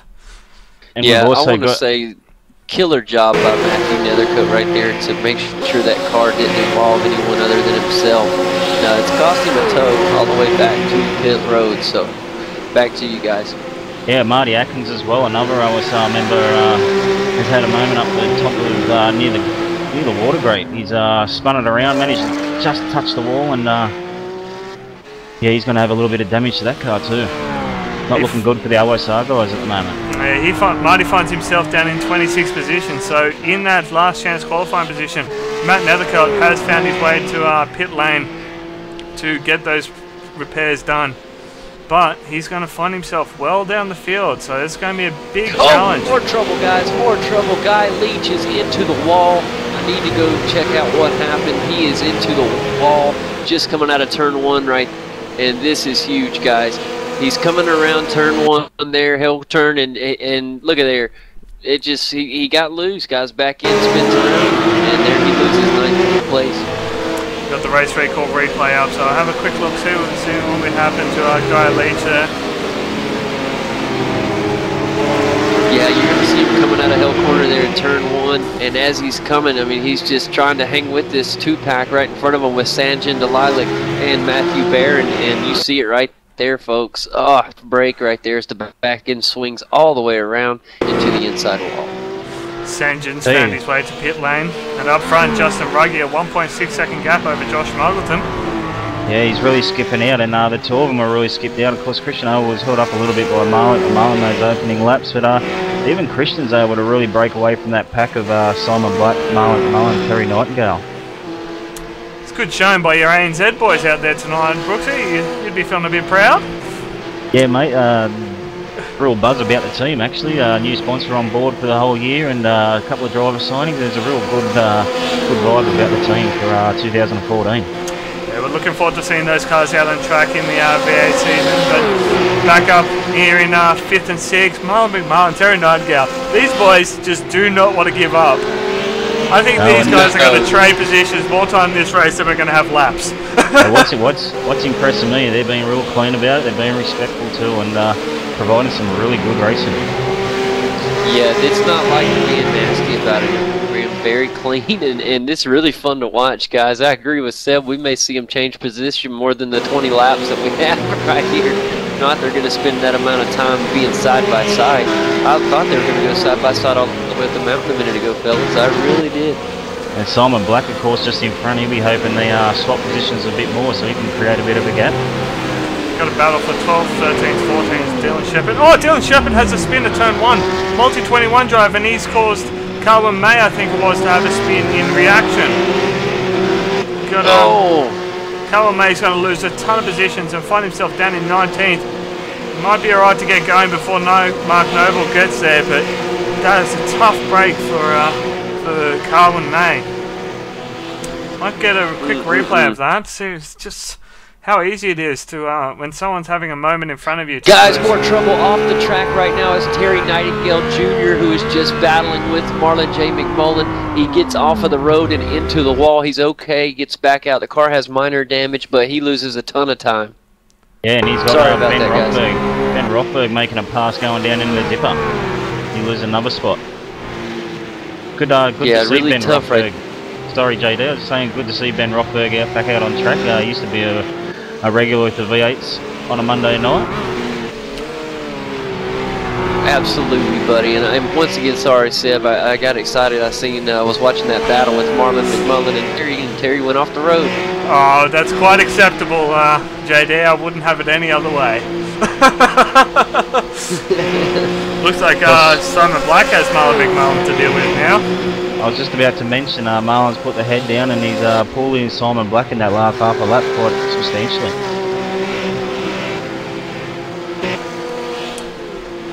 So the cut-off position at the moment is Mark Noble. He's in 20th place, but Brenton O'Brien and Russ Green are not far behind, and they're actually having a pretty heated battle for that 21st, 22nd position.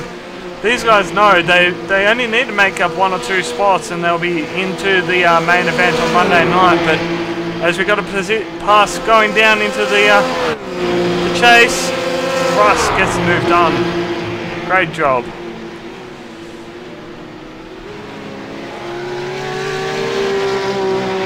Man, our leader, Justin Ruggie, are still battling up there up top. He's got a little bit of company in Josh Muggleton right there behind him. There's some gaps kind of closed up here recently, fellas. Might need to watch for this lead issue here.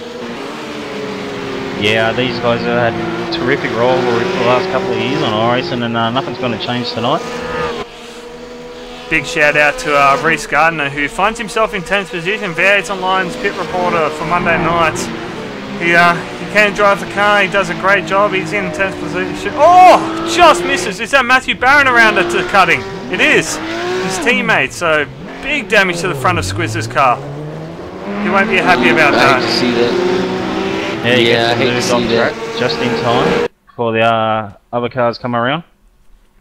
Got a quick replay of Squizz's accident there. Got him coming through the kink. It's such a tough part of the track to brake properly, and so easy. It looked like he already had some damage on the front of the car. Just scooted loose and then clipped the wall, and that turned him all the way around. So unlucky for Matthew, but he still finds himself in 15th position, still in that move forward position.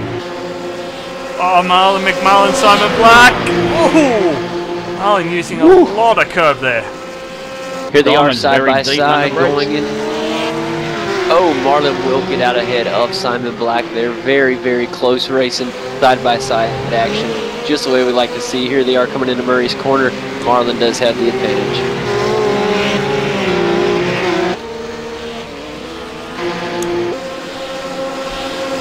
Terry Nightingale, he's finding himself in all the battles. He's got himself with Dylan Shepard, has a look coming into the chase, doesn't follow through with it.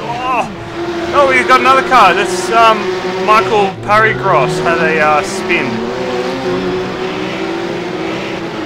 Yeah, we've got Matty Barron heading for pit lane. Obviously sort of suffered some damage from that accident at Cuddy. We've got Terry Nightingale and Dylan Shepard, 2 side by side going up into Hell Corner. Terry Nightingale tries to get the run off, and he's right up behind Dylan Shepard. He's going to look for the inside, but I dare say Dylan Shepard might cover his line here. Bit of a bump draft here, but NASCAR style. Goes to the draft. Come on, Dylan buddy, Shepard I want to build a speed out of this. Let's go. Covered his line. Can Terry do it around the outside? I think he's going to get this done. We have seen this move done before tonight, and who's that? That's Ian McPherson looking. No, sorry, Jeremy Williams looking to get involved in that battle too.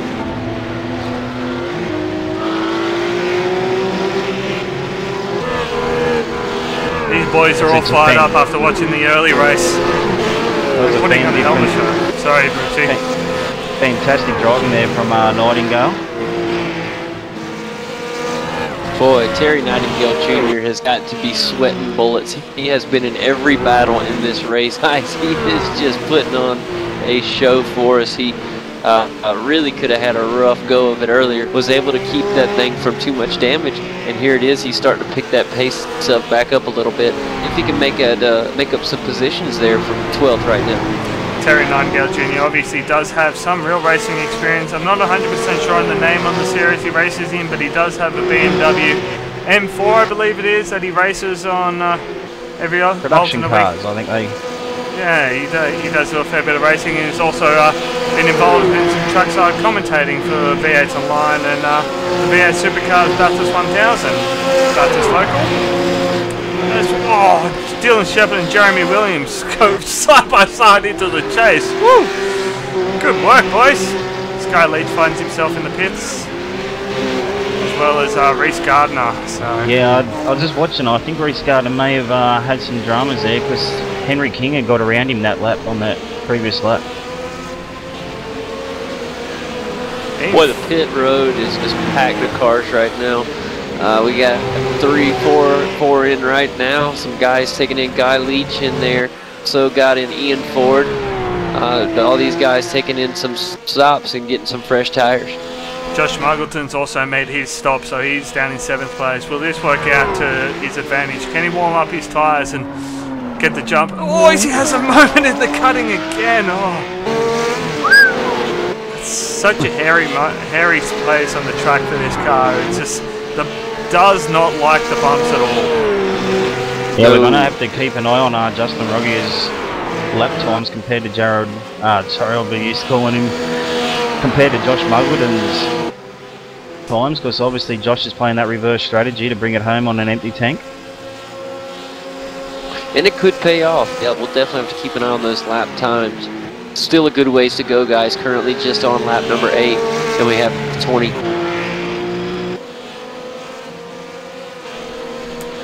So Justin Ruggier stays out again. So it looks like Justin will be trying to eke out his tyres and fuel as long as he can. Oh, Josh Muggleton. Look at the battle right now. Alright guys, look at the battle between Terry Nightingale Jr. So he's got another battle on his hands as he's trying to get the number 76 of Jono Barry. And this is Barry, excuse me. This is I don't know John O'Barry quite well, and he's not going to make this easy for Terry. He's going to hold the defensive line down through the chase. Lots in behind. Had the pleasure of spending some time with Jono at the Bathurst weekend. He's quite a character, Jono is. Good fun. Yeah, it's never a dull moment, we'll put it that way. Good move though by Terry. He moves himself up into 9th position. Yeah, in the end with that draft, Jono really had nothing to fight with. Terry just had the speed. Yeah, that's how important things are going to be coming down Conrad Straight here. That we talked about it early, guys, from race 1. That draft is going to be huge with these roughs here, going down that straightaway. It's just so long. You gain so much speed, it's hard if you're that car ahead to fight off that draft. Reese Gardner just moves himself after making his pit stop past Brenton O'Brien into the 20th position. He's now at the cutoff point for making it straight through to the Monday night, not having to go to the last chance qualifier. Of course, we've got a number of pitch strategies to play out here yet. Oh, Reese Gardner has a spin of turn 1. That lets Brenton back through. He might let Ian McPherson past. And Marty Atkins as well, as those two are battling hard coming up around the straight, sorry.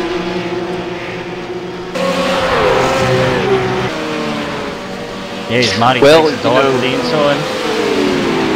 That's job done for Marty Atkins up the inside of Griffin's Bend.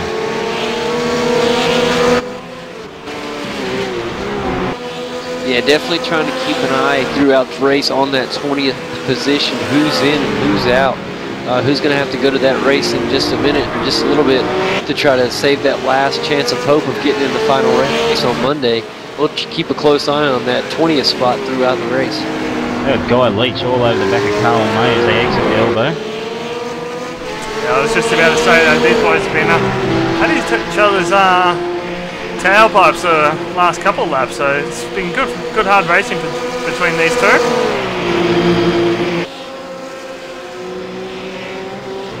seems John O'Barry's found more company to at his rear of his car now with Jeremy Williams. Yeah, Jeremy Williams doing everything he can to get the pass on Jono.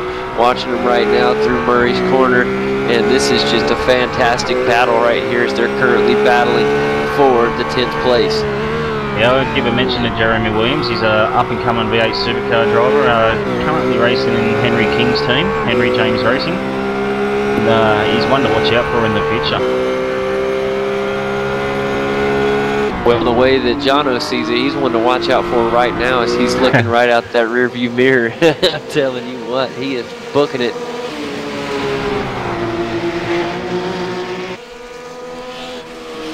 Getting reports that Mullen's in the fence. Oh no, trouble for Marlon McMullen. Oh, he's in it again at the S's too. That is huge damage to that car. He still has a pit stop up his sleeve, so if he can get it back to pit lane. He's A going to be big struggling. story with those. Yeah, he's going to have a hard time getting back. But the big thing about the stories is if he hasn't been in yet, he still hasn't fixed. And that is going to come in huge as far as time-wise. So if he can, he hits it, guys. He's having a really hard time just keeping this thing on the road. Big damage to the right-hand side of that car, so he does a good job. Oh, careful not touching the grass. You don't want to loop it doing 280 k's down front lot straight in this thing. That'd be game over, buddy. Just checking He in looks on like that. Sorry. Yeah. No, go right ahead, Seb. I was just going to say we're checking out Josh Mugger. He's still in 7th place. He's doing last lap round was a 2:04.3 compared to Ruggier's 2:04.9. So these boys they not pushing as hard as we saw some of the times in the early race between Brad Ryan and Jared Filsell, but still they're fighting hard. So it's going to be interesting to see where Justin stands after his pit stop. Oh, it's Christian Owen. Was currently in 2nd spot, spun it at Griffiths. I'm not sure how far gap he's got to 3rd spot. He's managed to get it back around. He's just done his best lap of the race, so he was obviously pushing hard, and he's managed to get it going before Simon Black can reach him. Simon Black is now on the back of him, so Simon Black will be looking for that position as we. Oh, he goes for. Almost got into the fence. He's going to have to be very careful the next lap or so. Those tyres are going to be super heated and give him absolutely no grip. I was just about to mention that Christian Owen was putting in some very good lap times, and it'll be good to see where he would filter out after the pit stops. But that spin has certainly hurt his chances of a win here tonight. But there's eye on the prize. The objective is to get to the Monday night main event. Looks like Russ Green is in the pits, Mark Noble as well. That promotes Reece Gardner and Matthew Barron back up to 15th, 16th. So back into the top 20 for those two after being on the edge. And that's right now Michael Parigros is the multi-21 driver. Is in the final qualifying position.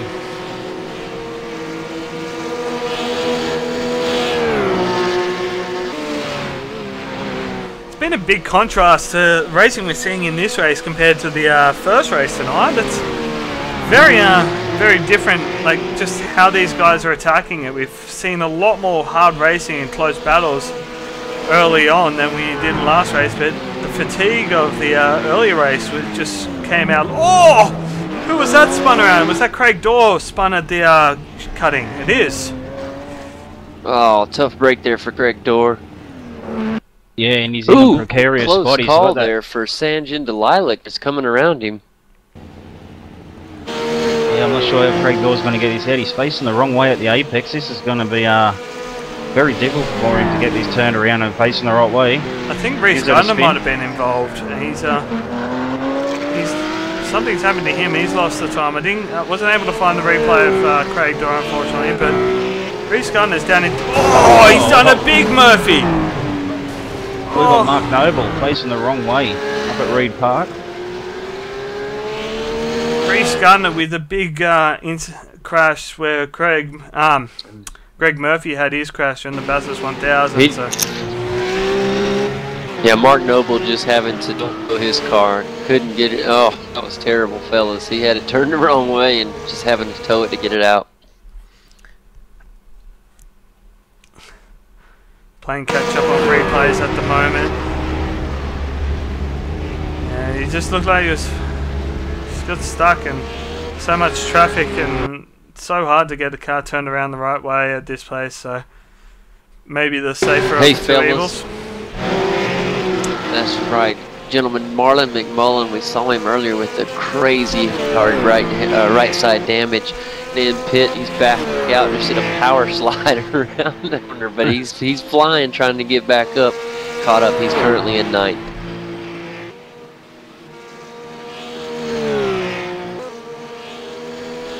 Dylan Shepherd, just after his pit stop, has come out just behind Matthew Barron in 14th position, so he's looking in good stead at the moment to get himself through to the main event on Monday. I bet Justin Ruggie has had a moment. He's done a 2:07 that last lap around, so he's more or less given up the race lead on corrected order to Josh Muggleton.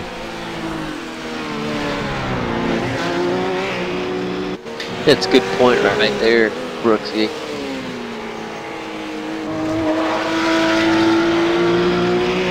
Simon Black trying to catch up to Christian Aylward. And this is a nice little ball right now, currently for the 2nd position. And going to be fun to see if Simon can catch him. He's had a, Simon's had a nice little pace. Last lap for Christian Aylward was a 2:05.3, and the last lap for Simon Black was a 5.0, so 0.3 faster for Simon Black. Oh, Christian! Big trouble, guys, right up ahead. Oh, Christian Aylward is into the wall. He is in big trouble. Gives up a position to Ben Rothberg as well. Have to, while we're talking about Simon Black, give Simon a big shout out. Him, Marty Atkins, and Mike Baroloff, the OSR boys, they do an incredible job putting on this this event for us. We were talking to Mike before about it, and it's such an incredible experience, such an honour to be able to broadcast this for all you viewers out there. So big shout out to Simon, Marty, and Mike for all their work they do to put this special fundraiser on. Yeah, no, for sure. I spent quite a bit of time with those guys, and there's a huge amount of work that goes on behind the scenes, and yeah, I'd like to say the same. A big thanks to those guys. Took the reins over from Chris Tarrant at DCM. We got a bit too big for one man, and they've taken it on and really run with it, so well done to them. Someone who's been a bit of a quiet achiever so far, Craig Spark, he finds himself in 5th position. Hasn't really been much of a talking point. He's got himself about 4 seconds ahead of Josh Muggleton, who has pitted, but he's looking good to make himself into that main event on Monday. Yeah, he's looking real solid right now. Seb out there by himself, got no worries. Just got to keep a good pace and stay consistent, and he'll be where he needs to be Monday. As he comes into the pit. I've been keeping an eye on it. Josh Muggleton really hasn't made any inroads on Craig Spark in that stint between their pit stops, so he's been doing quite well. But in saying that, Josh Muggleton has had a mistake on lap 11. He's done a 2:09 at some stage, so there still is a fighting chance there for Justin. They're both our front runners have made mistakes. Christian finds his way back to the pit lane after that unfortunate incident with the wall up near the cutting, so he'll have a nice fresh car and back out with compulsory pit stop done, so back underway, and will come out in 6th position, so still well in the hunt to make it to Monday night. So we've got Matthew Barron and John O'Barry side by side coming to the chase. This is a tough putt. Oh! Whoa! That was millimeters in that. That was so guys. That one really was close. I mean, that was millimeters apart. Yeah, Squiz is doing a really good job. He's on the comeback trail from earlier damage in the race, and he's doing a good effort.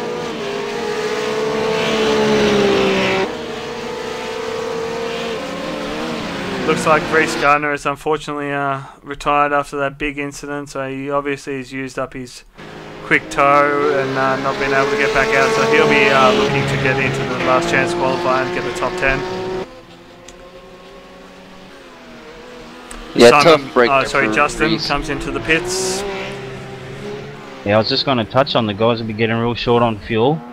The reverse window was lap 7, so this is probably the latest guys can pit.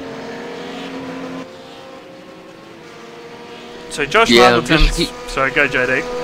No, I was just going to say, with these late pits, guys, keep in mind what Seb was talking about earlier with the cold tires. They're going to be really crucial. Yes, they're pitting really late. Here it is, lap 5. Can these guys get those fast laps needed to win this thing this late in the race?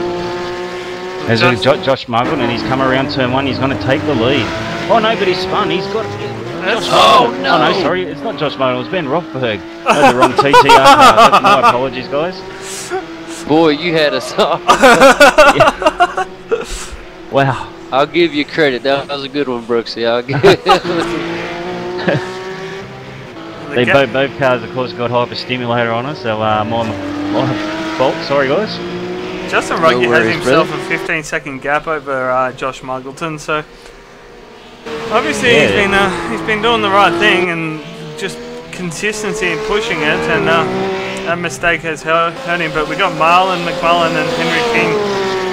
I think Marlon just got the move done on Henry there. Yeah, I remember Marlon McMullen got in that bad accident earlier.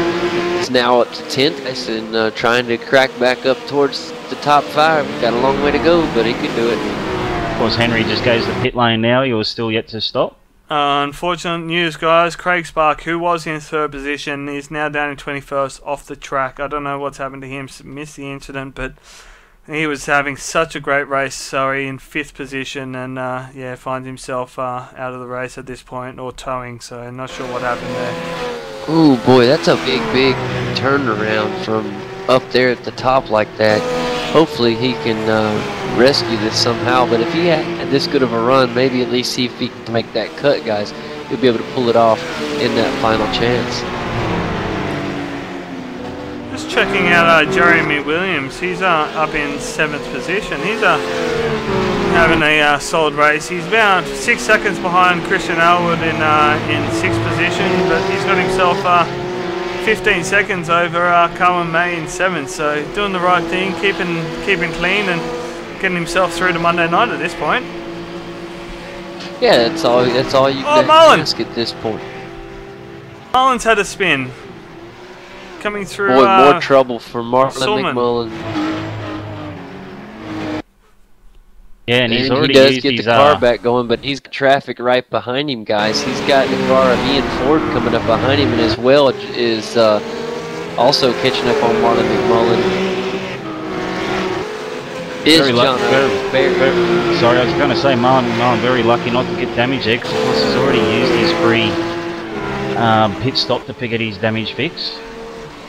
Just looking at the race record, looked like he used a little too much curb, just got an awkward bounce.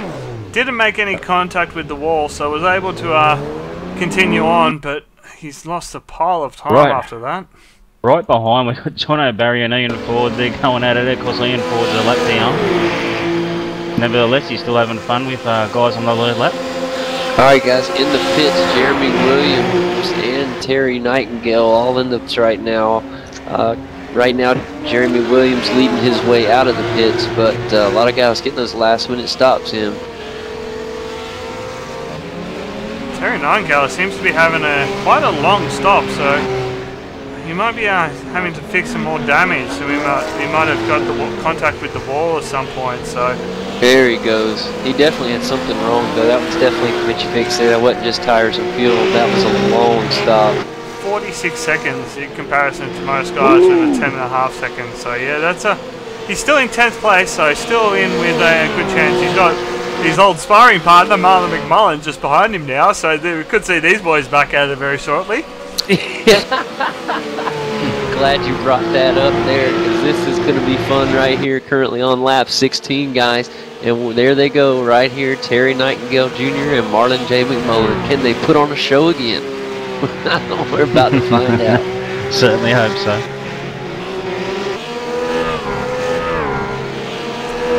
Close call for Terry Nightingale. Comes within millimeters of the wall there, and high speed. Thought he might lose it, but he does a great job of holding on to the beast. He's got it right there in his hands. I'm telling you, that is close. Just an update on that final cut-off point. Brenton O'Brien finds himself from KRF Motorsports. He's in 20th place. He has himself a healthy margin back to, it looks like he's just moved up to 19th with Dylan Shepard in the pits with damage. But so we'll have to keep a close eye on that because Brett Selby Wood just had a moment at the chase. Yeah, Josh Muggleton moved back up to the second position. He's quite a long ways off our leader, Justin Ruggier, right now, but he has passed Simon Black and up into the second position. Simon Black's in third with Christian Elward. Remember, he had a little bit of trouble earlier. He's able to hold fourth right now. Looks like Craig Dorr is now our final man on the in the cut-off position. Yeah, so. I was just going to mention him got the move done on Brett Selby Wood on the previous lap, so Craig Dorr's done it good from his spin at the cutting to get into that cusp of making it through Monday night. That's big news up here for the fourth Simon position. Black. Oh, trouble for Simon Black. Simon Black is into the wall, ladies and gentlemen. Nose first. This is bad news for Simon Black and the number 1 Fincar Rough. Go check out a replay of what happened to him there. Yeah, let's get a race recall replay on that one, man. That was definitely unfortunate there for Simon. Yeah, the back end just stepped out on him. Yeah, just stepped out on him. He's kept it out of the wall. It'll be very minimal damage. Ooh, okay, he did it. When I looked, the angle I had made it look like he was nose first into the wall, so I take that back, ladies and gentlemen. He did a really good job to save that out of the wall, guys. Oh, Justin Ruggier, our race leader with massive problems, he's into the wall, and it's got huge damage to that car. Oh, that front right side guy, that front right tire is sticking out something mean, guys. That knocked the toe out of that car. That thing has got to be a beast to steer the front fenders all up. This is going to be huge for our leader. It's trying to find the replay of it. It's all the way up at Reed Park, exiting the cut and coming up over the top of the mountain. It is huge damage. He's bounced off every wall up there, and he's going to struggle to get that all the way back to pit lane. I think I may have found the replay. Oh, unfortunately. So yeah, got him coming up through just out of the cutting. He's clipped the wall. Oh, he's done big contact with that Sulman. Oh, that's massive. Yeah, that's rough right there for the former leader, Justin Ruggier. He's still got potential, although he's possibly used up his quick toe. He's used it now, so he's back out on track with a clean car. So finds himself in 5th place, still in with into Monday night, but not the race you would be hoping for, I'd imagine. And that's promoted Josh Yeah, looked like Argleton. he had this. Looked like here on lap 18 he would have had this win almost wrapped up, guys. That's a really big accident there for Justin. I hate to see that. But you got to imagine, gentlemen, he will be one of the front-runner favorites to win it on Monday. So he's doing what he needs to do now, and that's just get in that top 20. So he's taking care of business. And of course, these guys will be doing a qualifying session on Monday night and a top 10 shootout, I believe. Henry King goes around at the chase. He gets massive air off the inside curb up on 2 wheels, and it's spinning around. He has to be careful because he's in 18th spot. So he is close to dropping out of that top 20. Go get a replay of that. Sanjin Delilac just out as well, gentlemen. Almost catches traffic. Close call there for Ian McPherson. What a close call there for the 12th position driver of Sanjin Delilac. He is turned around and back going in the right direction. Henry King was actually very lucky not to roll that. I've seen this car do some funny rolls before, and that was very, very close to going over for him. So he's actually very fortunate to be able to continue on after that. Yeah, and with him in 18th position, that's really, really good luck for him. I mean, that could have been bad news if he would have rolled it right there. Brenton O'Brien and Dylan Shepard say, hey, we'll move up. And Dylan Shepard sitting in that cutoff point, so... Really yeah, Craig Dorr right now praying that he can slide up into that top 20 before time runs out, guys, and we're getting close. All right, now our leader's on lap 19. That really surprised me, the amount of damaged cars and accidents we've had, and it's pretty much been all their own fault. It's not really been other cars banging into them. I'm surprised guys are pushing this hard. Yeah, I am too. It is shocking. It shows you how much it really takes. We talked about the nerves of the broadcast, and you know these guys they race with one another quite a lot, and you know it's a big pride issue when you get out there. You want to win. You want to be fast. You want to make an impact. You want to have that. What's the word I'm looking for? Enforcer mentality. You want to have that to the other guy, and that's what these guys are trying to do. They're trying to make their name. Here it's all about the fight. You want to be the fastest, and they're fighting for that in this race. We got Terry Nightingale, Cohen May, sorry, going side by side through Griffin's Bend. Terry Nightingale getting the job done. This guy is a man on a mission. He's back up to 8th position. I was just about, it was the perfect time talking about enforcing. He's been enforcing his car everywhere around this track. Great drive by Terry. Yeah, it certainly has been. Right from the word get-go, he's someone to battle with, and he seems to come out on top in every one of those battles. Golly, this guy has been a blockbuster film to watch. I mean, he literally could just put the camera on this guy. He has just put down some entertainment for us here in this race, battling hard. And, you know, like you just said, he's up into the 8th position. And this guy could be a dark horse winner come Monday. Brett Selby Wood, sorry to butt in there, mate. Craig Gore was involved as well. Spun at a very precarious spot. Go get a replay of that for you guys, but we're almost this race has gone quick. We're on our last lap now. Yeah, Brett Shelby Wood involved and Craig Dorr, and almost could have caught up Nightingale right there. So we're on our last lap. We better check in with our race leader, Josh Muggleton. He's climbing up the hill for the penultimate, for the final time, I should say. Sorry. Yeah, Josh Muggleton in the number 81, man. He is just dominating right now. Go ahead and finish it up there, Seb. Sorry. You're alright, mate. It's been it didn't look like that early strategy worked out for him with that pit stop. I just caught the back of someone smoking behind him. I didn't see who it was. Henry King there, Seb, up at McPhillamy Park. Unlucky for Henry. He was just 18th. Inside of that. Yeah. He might miss He was out almost now. making the cut.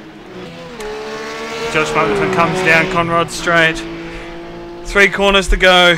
It's been a great drive from him. He'll move his way through, put a good sharp foot forward to take back the Race of Champions title. I don't think we've had any 2-time winners yet. Except for maybe Josh. I think he got the first and the second one. I'm struggling to remember my stats. Gisbergen. I think Shane Van Gisbergen, has he won 2? I think so. Or Justin Ruggier, I think he might have won 2 in the early days. Anyway, here we go. Josh Muggleton rounds the final corner. Great drive, takes the checker flag, and he will get himself through to Monday night. Christian Elwood comes down to Murray's. He will finish in second. Yeah, good job by Christian Elwood there, and Benjamin Rothberg too right behind him. Good job by everybody here. If you're in the top 5, you definitely have something to be proud of, and are definitely going to be a threat come Monday. Yeah, no, outstanding performance by our podium, and just behind him, Simon Black does well for 4th spot. And then Justin Ruggier comes in over for 5th spot. Jeremy Williams, we mentioned him earlier in the broadcast, a quiet achiever. He's going to find himself a nice healthy 6th position. Good drive by Jeremy.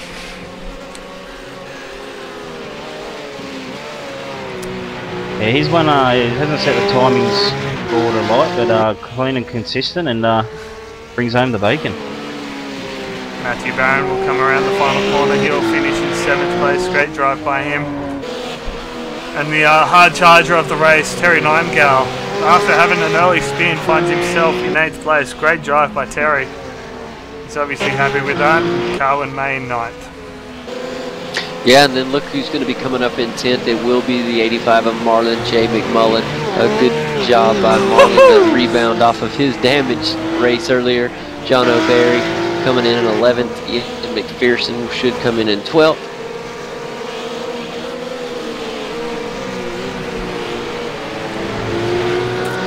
I've just noticed something. I'll wait till these guys finish crossing the checkered flag, but by the looks of it, our final guy to make the cut after being down in...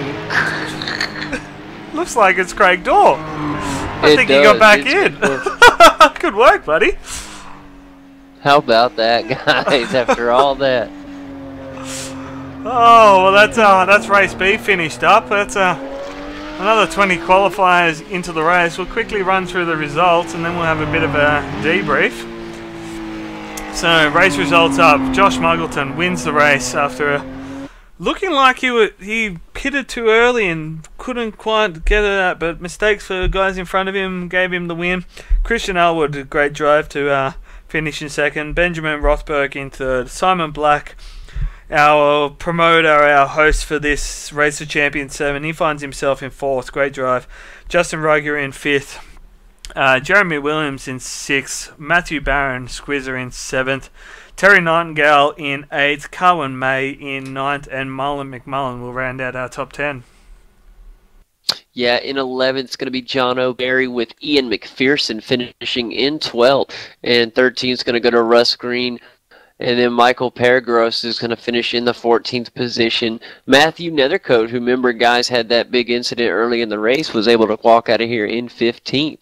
Sanjan Delilac had another incident as well, and he finished 16th. 17th is going to go to Marty Atkins with Dylan Shepard coming in 18th. 19th is going to go to Brenton O'Brien, and look who came in 20th. It's Craig Dorr, who snuck in there, and we'll be seeing him Monday. Yeah. That's how the top 20 went.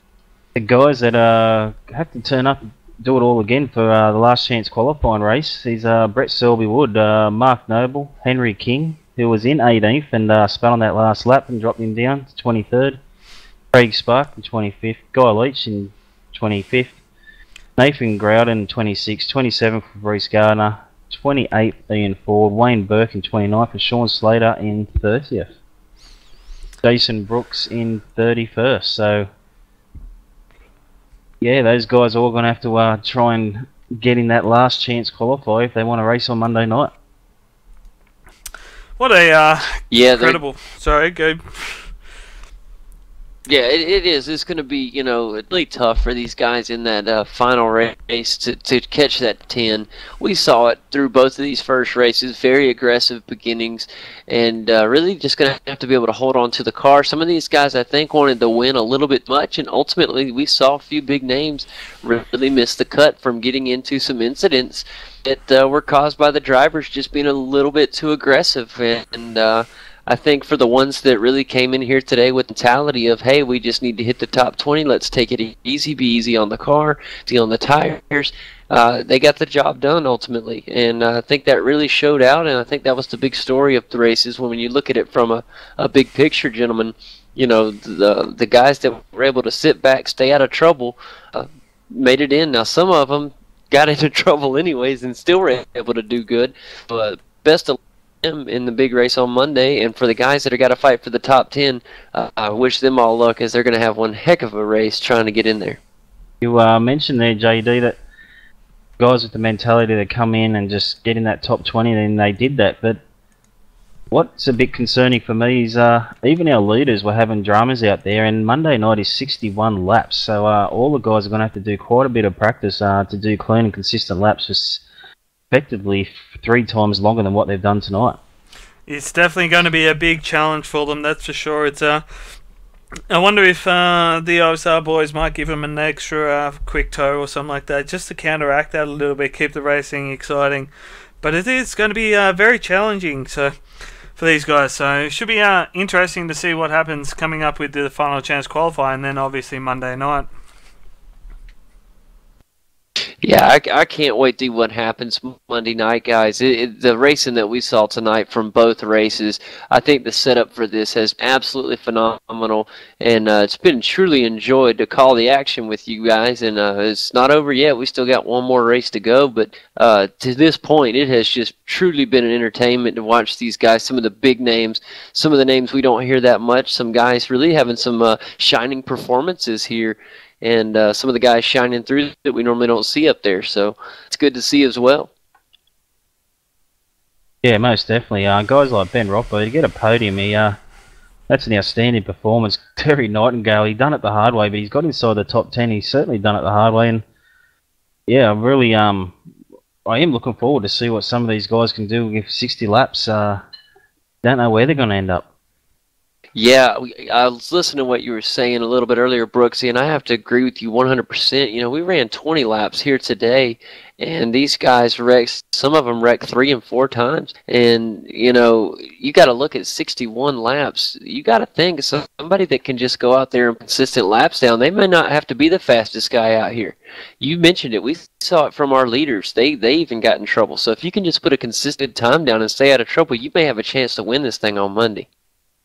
Yeah, I'm just looking through. 6th spot, Jeremy Williams looks like to me to be the guy that hasn't made a mistake tonight, and he's pulled 6 out of check where he started this race. He started all the way down in 24th, so that's huge gains by Jeremy Williams, and just by keeping it clean.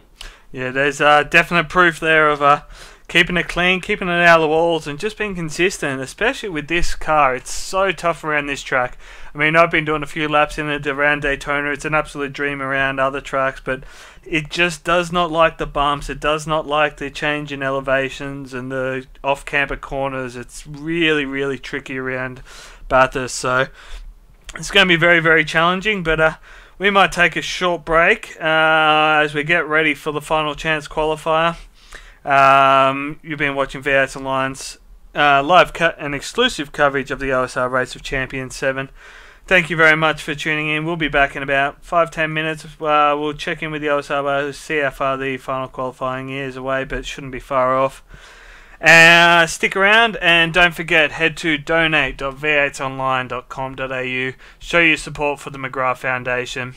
Such a worthy cause, supporting people living with cancer, researching for a cure. It touches everyone in one way or another, so get behind it, show your support, and we'll be back in a little bit of time. Back in 24th. It's a place where heroes are born and legends are created. Many will come to conquer it, but only one will tame it. This one person will be our champion.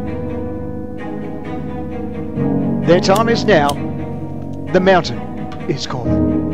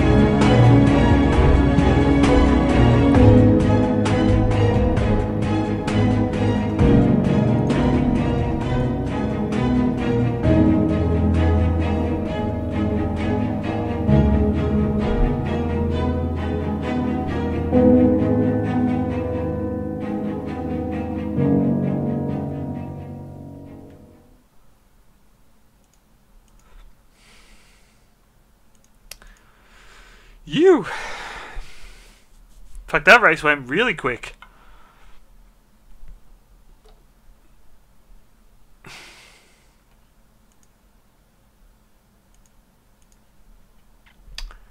You'd be surprised, dude. My optimal there was at 45 as well. I got down to a 43 flat. Just like real light. Good racing, boys.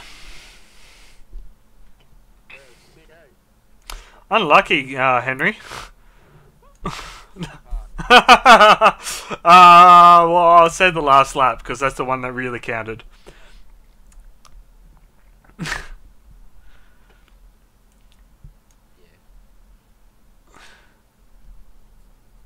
Actually, the worst one was about lap 4, I think. Yeah.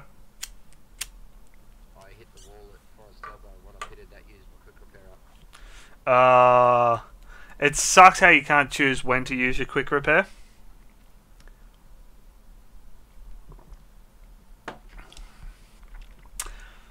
Any chance of getting dragged into the OSR channel? Thank you.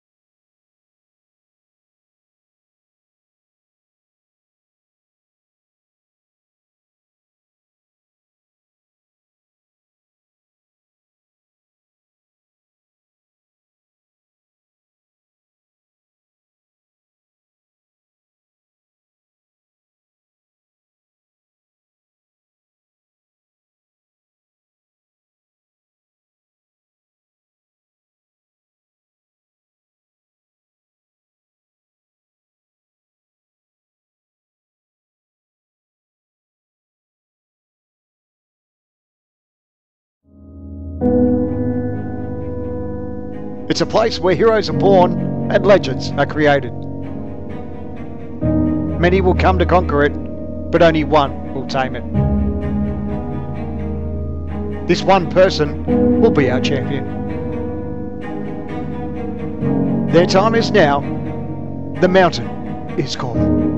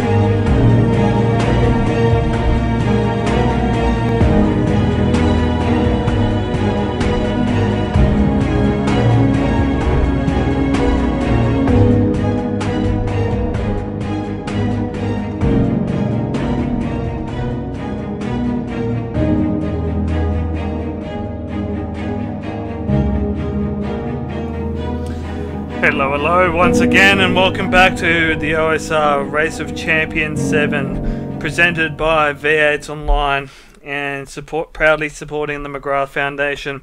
I'm your host again, Sebastian Murray Westberg, and we've lost a man in the short break. JD Smith had to call it a night. It was about 5 AM in the morning, so he's been decided to call it a night, but still in the box with me is Clayton Brooks. How are you, Brooksy?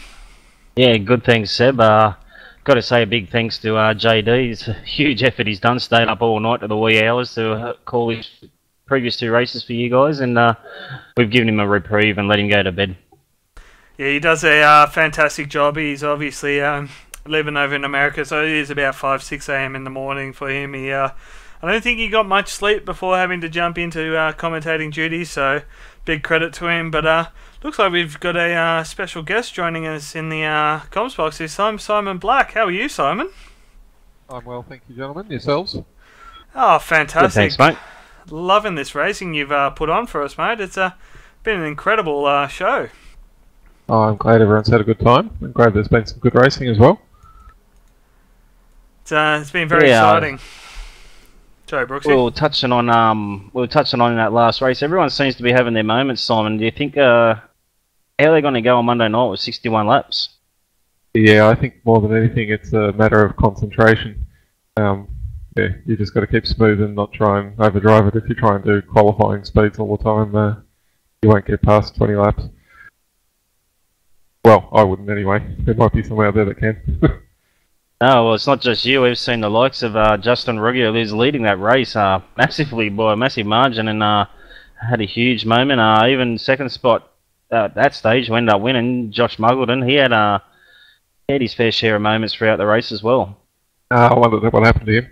Yes, I had a bit of a moment myself at the top of the hill there, but managed not to hurt it, so I could continue on. You must be very proud of this this event you've put on this weekend. Obviously, you've done it a few times, and it's been a great experience every time. How would you rate this to your other Race of Champions so far? Oh, I think it's probably up there with the other ones. I know it's a slightly, well, more than slightly, fairly complex format, but I think the fact that it gives everybody a chance to be in it rather than just a select few, I think makes it a bit more interesting, and yeah, really opens it up to more members in the club that can have a race, and also opens us up to getting more donations so that we can make more money for the McGrath Foundation. Yeah, obviously, if you are tuning in and want to help support the McGrath Foundation, just head to donate.v8online.com.au. It will take you to the donate page. You can just throw out as much or as little as you can afford. Anything you can makes a big difference in supporting families living with cancer and cancer research. So they do a great job at the McGrath Foundation. Show your support. If we Yes, could, thank you. Simon, could we get you to give a quick rundown to the viewers as warm-up's nearly finished? Results from this race, what happens? The top 12 drivers from this race will go through to Race of Champions. Okay, so all the cards are on the table for this race. There's no more just trying to get in that top 20. You got to be in the top 12 if you want to make it. No second chances. That's the way. And I better jet off and go and tell the drivers that actually before they get started. But thank you very much for your broadcast efforts, and we'll talk to you again tomorrow night. Monday night, but yes, thank you, Simon. Monday night, yes, thank you. No worries, mate. Catch you then, guys. Cheers, mate. Thanks. Bye. Thanks, mate. Well, we're only not far away from the grid. We'll have to do another racing effort to get through the starting grid because, again, we don't get this information up until they start the grid, but looks like we're just about to get it now. So just wait for a second. Not yet. Have you got a grid up yet, Brooksy? I think I might have it now. Yes, I do. You Alright. want me to read it? Yep, go for it. Out of pole position, we've got Brett Selby Wood. Second is Mark Noble. Third, Henry King. Fourth, Craig Spark. Guy Leach out of fifth. Wayne Jaffa sixth. Paul Rudd seventh. Rick Summerhays in eighth. Nathan Grouden ninth. Kurt Stenberg in 10th. Ian Ford in 11th. James Stidoff in 12th. 13th is Aaron Farmer. 14th, Sean Slater. Jason Brooks out of 15th. Michael Schreier 16th. Michael Korolev out of 17th. And Simon Black and Marty Atkins there. They've already through, so I dare say they're admin in the race. Should be exciting to see what we get in front of us, but the boys are all gridding up. So I wonder how they determine the grid for this. Yeah, just looking at that, Seb, I'm not quite sure how they've determined it, whether it was off their previous race results earlier in the night, or if it was off qualifying times from earlier in tonight, or if it was off qualifying times last night. So anyway, they've got their ways of doing it, and we'll see the outcome.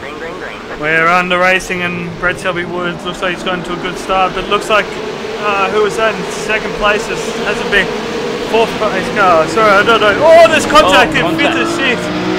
What is Mark that? Noble. Mark Noble's crashed from second position on the grid to gone to dead last. He's not moving yet, so I know he's managed to get it back underway, so not a good start for Mark Noble, but still 20 laps, he could still make it up. We've seen same things, we've got Henry King and Craig Spark. Craig Spark having a look at Henry King coming into the Griffins. Oh, Henry having a big moment on the brakes. Good move by Craig. We saw the speed that Craig Spark had in that earlier race. He was just unfortunate with an accident that got him into this race. Oh, looks like we got two wide coming into cutting Kurt Stenberg, Aaron Farmer. Oh, bunch of guys being Ford contact back there. Got a car around. Oh, this car's wide everywhere. This is a bit. Sheep stations are on the line now, and everyone wants to be in that top 12. Yeah, exactly. They want to be in that top 12, and this is the time to get it on these opening laps with the car all much. Tell you what, Craig Spark is a man on a mission. He's already found the back of Brett Selby Woods car, coming down into the S's for the first time. Showing great pace as we saw in the I can't even remember which race. I think it was B race. We had Craig in. B race, yep. And of course, sitting in fourth spot in the Repsol car there is Guy Leach. Another guy that had plenty of pace in the earlier race, but too much damage so he wasn't able to continue. So easy to do around here. You make a small mistake and those walls will greet you very, very quickly. But it looks like Craig Spark might be looking to make a move into the chase. Puts the nose out there side by side as they come to the kink. Brett pulls in the line. Great move by Craig Spark. Can they pull it up? Oh, and Brett Selby Wood broke quite early. Henry King was lucky not to tag the back end of Brett's car. It's very easy to do. You sit there and you want to brake, give the guy in front of you a little bit of extra space, but by doing that you catch the guy behind you out. So good reaction by Henry King as he gets right up the back of. Is that Guy Leach now coming? He's going to get a position. He might get two positions. Oh, he's going to pull back in line. Yeah, he managed to pull it up before he tagged the back of Brett Selby Wood. And we got Wayne Jaffa's been given a black flag penalty from the opening lap. Wonder if that was the contact with Mark Noble. He was up and around that area, so Wayne Jaffe. Score one of the Griffins. Can he keep it out of the wall? Oh. Is that Kurtz? No, sorry. Guy Leach having a look at Brett Selby Wood now. Jason Brooks is suffering a bit of internet troubles at the moment. That's going to make it difficult for him. It's been a good start. He's up in the 6th spot, Jason Brooks, with 15 from the grid, so he's made those positions we mentioned early in the race. He's got quite a bit of a gap back to Aaron Farmer. Oh, Paul Rudd's hit the wall coming through McPhillamy. He's got Ian Ford. Yeah. This will be interesting coming through Skyline. Oh, it's not 2x2 through there. Cannot work, and Paul Rudd slots him behind. Good work, boys. That could have ended in all forms of disaster.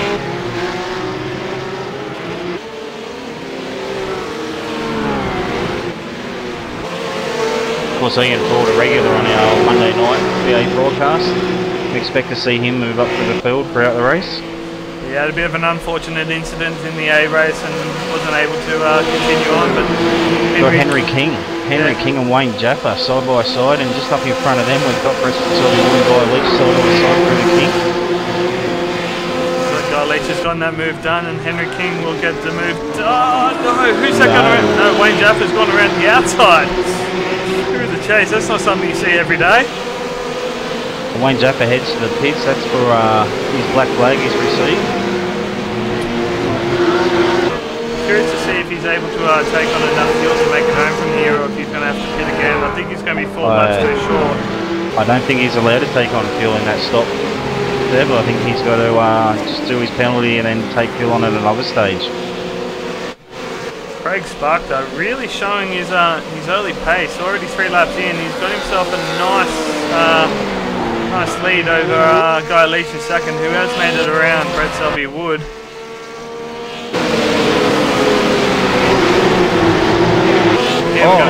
Henry King around a Griffin's Bend in front of the whole train of cars, and he backs it into the wall real hard. He hasn't had much luck, Henry King. He's got it back and going. I think he's going to be in 11th place. He's going to fall down to 12th.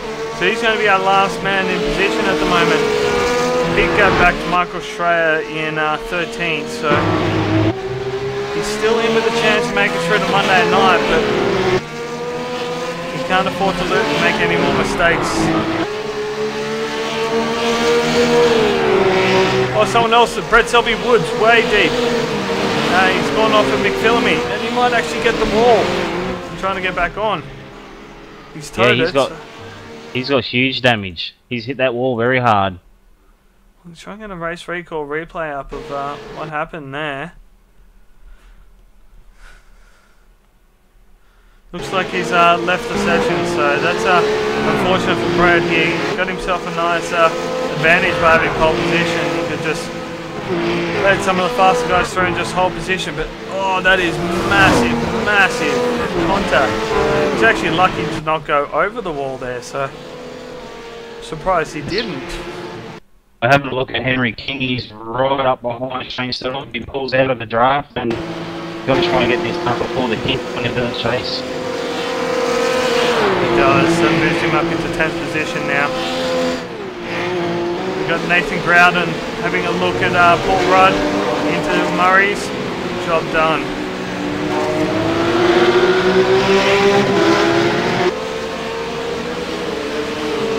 Ford has already found himself up into 4th position.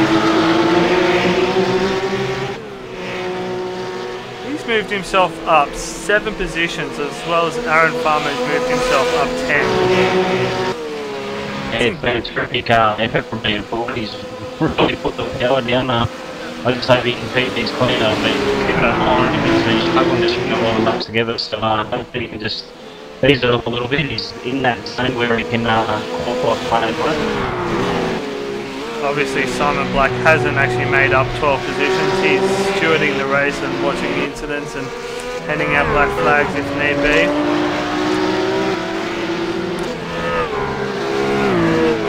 Paul Rudd finds himself under pressure again from Jason Brooks this time. Come over the mountain. It's a good looking livery from Jason Brooks. Oh, did he make contact with the wall?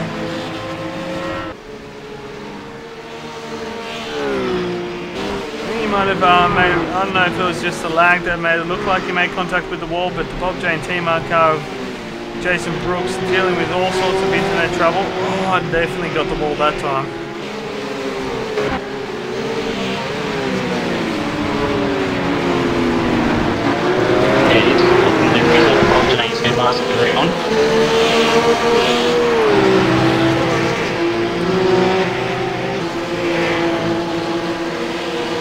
He's tucked up in the draft now behind Paul Rudd, who's in the draft of Nathan Groudon.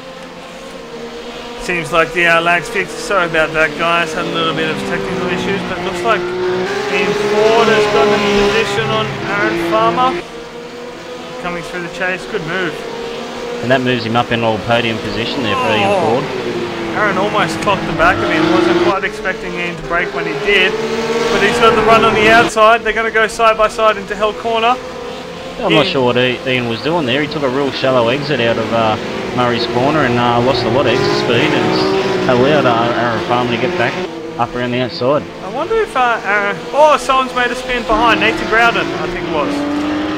Yeah, Nathan Groudon around at turn 1. That's what I was about to say. I think Ian Ford might have had a bit of a cut track during the chase and may have been trying to clear a slowdown without giving up too much time. Probably some oil on the track at turn 1, but Michael Shray's done the exact same thing as Nathan Groudon. It is a very tricky corner. Like it's a 90-degree corner, but it's off camber slightly, and it's the way you want to get on the power to get a good run up the hill. It makes it a very tricky corner. As Henry King's the first man down to the pits and get back out, obviously trying to get rid of some of that damage he's had.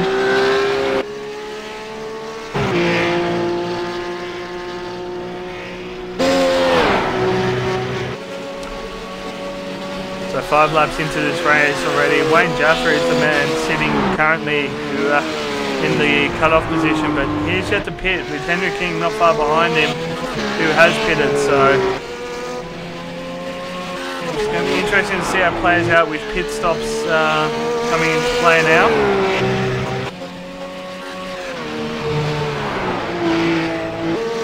We've got Craig Spark out in front. Oh, Nathan Groudon's had a big incident.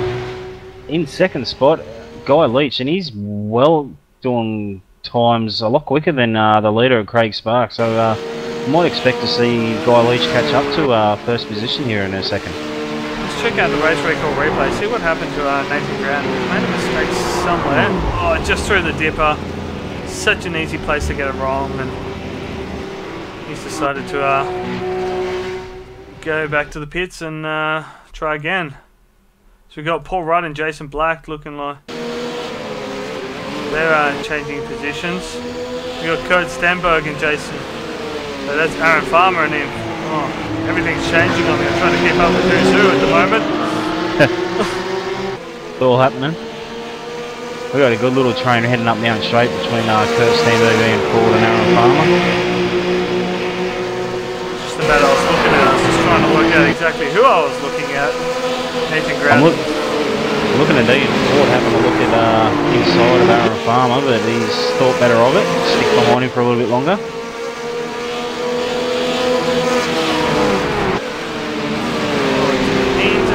Oh, sorry, did Aaron just scrape the wall there coming through? Yeah, he definitely went into the cutting very shallow. Did hear a little bit of a contact with the wall somewhere in there, so I think it might have been in. Oh, as Kurt Stenberg takes the left-hand mirror off.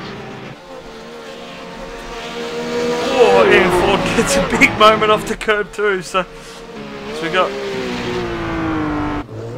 Oh, that's... Sorry, Guy Leach has made a big mistake. That's a shame. I was just mentioning his lap times were quicker than the leader. He's lost himself about 6 seconds, so we'll go back. It was coming through the dipper, so looks like, yeah, just got a little bit loose, kept it out of the wall, but it takes a bit of time to find that reverse gear, get it back face in the right direction and off again, but lucky to not get any damage out of that. As we got Aaron Farmer and Ian Ford down Conrod. Oh! Don't get that close, boys! There's a couple more extra coats of paint and they would have been touching those guys. That was bold by those boys, but they managed to keep it off each other as Ian pulls the pitch. You have to think, was it worth it? But obviously in his mind it was. So after Kurt Stenberg does the exact same thing and follows Ian into the pitch. keep a close eye on that. Henry King looks like something's happened to Henry. He's not on track at the moment, so that might be Race of Champions attack over for Henry. Back up front though, Craig Spark doing an incredible job. Showing great pace. It's 2:04.6, his fastest lap last time by. Ian Ford gets out in front of Kurt Stenberg out of the pits as we expect. Ian Ford falls in behind his teammate in the Darrell Lee car and Michael Schreier. New sponsorship deal for the Multi-21 cars with Darrell Lee on board, as well as Foxtel, I believe it is, or I can't remember now. I read the post yesterday. Those guys better not. They better be careful. They might get fat eating Darrell Lee chocolate and watching Foxtel all the time. Great team though. They've really come on strong this last season. Good showing in the VA Supercars and the trucks and the protos as well. So it'll be interesting to see where they go. Yeah, they certainly have, and the sponsors they bring into the sim racing is outstanding. They've got a wide range of sponsors and a lot of them, so good, well done to that team. It's Mr. Mike Koroloff, our race steward from the previous two races. He's currently in the cut-off position, but I don't know if he's actually will be racing in the Race of Champions or be adminning it, so... Yeah, out of all the admin guys, you got Simon Black, obviously, Marty Atkins, Mike Korolev, Jason Spriggs, and Andrew Wallace. And Andrew Wallace is the only one that hasn't raced tonight. So I don't know what they're going to do come Monday night when it concerns admin. I was sure they're not going to leave it all up to Andy Wallace to admin the whole race on his own. This might just be an excuse for Mike to get out and enjoy some track time. He does a great job though with the all the work he does for the Oz New Zealand community, running all these leagues. He's got development leagues for the VA Supercars and other leagues for Oval and everything like that. So those boys, they do a great job, and everyone in the Oz community really appreciates the work they put on for us. I've got to touch back on this battle. We've got Kurt Stenberg. Michael Schreier just pulled out of the battle, has gone into the pit lane, but Ian Ford is leading in front of Shane Stidoff and Kurt Stenberg. I think Shane still has to pit, so on corrected order he's not fighting these guys, but I'm sure he's not going to make it easy for Kurt to get past. So it looks like Kurt has the run out the inside line coming to Griffins. Kurt will know he doesn't want to get stuck behind Shane for too long, because he's in a position of being Ford in front of him. He gets the move done. Yeah, good job there by Kurt. And good from Shane too. He didn't fight it too hard. He knows he's not these guys that he's racing on track. Again, it's just about being in that top 12, making sure that you want to be in the main event. You want to get out there and show your support for the McGrath Foundation. Enjoy some great racing in this incredible car, this incredible track. Touching back on our lead though, Craig Spark now is 12 seconds over Guy Leach. He's continuing to almost punch identical lap times. His fastest is a 2:04.62. He just did a 2:04.67. See what he does this time by. 2:05.2, so he's slowed down a little bit, but he's still managing to, as Guy comes in for his pit stop. Looks like Aaron Farmer will come in as well. Yeah, so is Jason Brooks. Paul Rudd's staying out. He's someone we haven't really talked about this race. Rick Summerhays, he's running around in 6th place provisionally at the moment. It'll be interesting to see where he pans out after the pit stops, but he hasn't pitted yet, so he's just out there logging clean laps and in with a good chance of making to the Monday night main event. Yeah, and that's like we said, that's all he has to do. He's a V8 driver coming up through the development series at the moment, and yeah, you just got to be in it on Monday night to win it. no one knows what's going to happen, especially 61 laps of Bathurst in the rough. Well, we saw it in the A and B races. Plenty of well-known, consistent, fast drivers making big mistakes and unusual mistakes. It's such an easy place to make a mistake, and when it does, it bites really, really hard. Well, out of those pit stops, Aaron Farmer's the loser. He's dropped from third, and he's going to drop behind Kurt Stenberg and Ian Ford, the two guys he was battling. Still in with a good chance though. He's in 7th place, has made his pit stop. He's got a few cars in front of him that haven't pitted yet. So, again, big picture, you want to be in that top 12.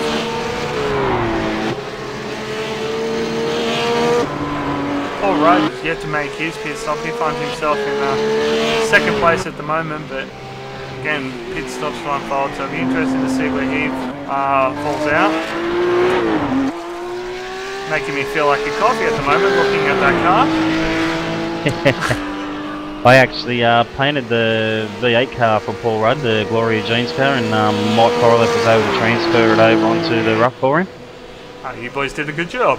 Sure he enjoys it. I tell you what, I was at a block of what to do. I didn't know, so I put the coffee beans on there. It looked okay. Battle between Ian Ford and Kurt Stenberg still on. Kurt has that draft, so he's pulling in about a 10 to... Oh! Really using that curve into the chase. Wild ride there for Kurt Stenberg into the chase. Using every millimetre of the track. It looks like Craig Sparks pulled into pit lane for his pit stop, so let's keep it. He's off moving. Guy Leach. He's actually just coming up to turn 1, so he's definitely made ground. Yeah, Craig shot it! Oh no! Oh, that's the race lead. Yeah, Handed to Guy Leach. That was a very scary moment. Who was that? That was was just talking about them. Craig Sparks. And we've got Ian Ford and Kurt Stenberg now having a good look at the back of Craig Sparks' car. Kurt Stenberg goes up inside in Griffin Bend. I'll go back and find out exactly what happened there, because that was a bit of a... It was Rick Summerhays that I was almost drove straight into the... So, got Craig Sparks in the pit lane, near him revving, he's just about to get going. I think he might have just tried to get going a little too quick, knowing that Guy Leach was coming. Good avoidance from Rick Summerhays and Guy Leach. Rick Summerhays particularly didn't have much time to react. No, that was very scary for Rick, so lucky to not collect the back of him. And still in 2nd place, yet to do him and Paul Rudd too that haven't pitted yet. But yeah, so Guy Leach on corrected order will be leading this race with Craig Sparks now in 2nd, and 3rd spot Kurt Stenberg right behind in 4th on corrected order, of course, with the Ian Ford. Rick Summerhays steps out of the way. He knows he's not fighting Guy Leach for position. Decides to pull in behind him and maybe learn a couple of things from the driver. Yeah, no, that's smart driving. I appreciate that kind of driving which Rick Summerhays just displayed. At least top 4. I mean, you got Guy Leach provisional 1st, Rick Summerhays, Craig Sparks, Kurt Stenberg, and Ian Ford all on the same piece of track. Kurt Stenberg's having a look at Craig Spark now down into Murray's corner, down the inside. Oh, Craig's got to keep it around the outside. Can he hold on? Yeah, he loops at Ian Ford now up the outside of Kurt Stenberg. It almost seems an advantage to be on the outside in this car than the inside sometimes. Although Kurt's able to hold on to position. Oh, that's Rick Summerhays had a spin in front of the boys, so that would have been a little bit scary.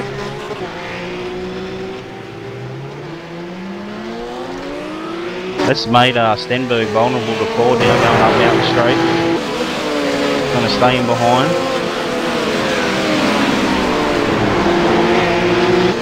Over halfway through this race now. Well, we've got the top 4 cars only separated by around about 3 seconds? Yeah, 3-4 seconds. Turned out to be a more exciting race than the 2 qualifying races earlier. Oh! Rosberg. Huge accident. Ian Ford's doing the best to avoid him.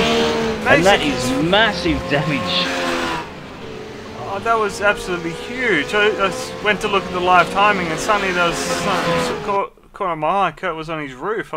See what happened there. That was really strange. That corner has brought so many cars unstuck. You saw Justin Ruggieri, the leader of the other race, do the exact same thing.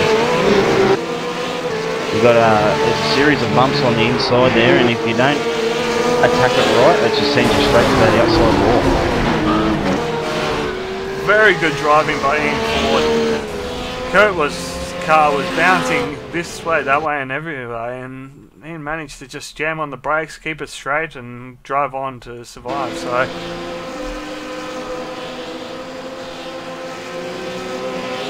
Well, we did our best to put the mocker on it, saying that the top guys are all racing pretty close, and that happens. Kurt Stenberg here. I don't know if he would have used his quick toe because he had already pitted, so I'd imagine he's going to have to do the proper full pit stop now. Though he is towing at the moment, so it'll be interesting to see if he can. He's in 14th at the moment, so not looking good for Kurt.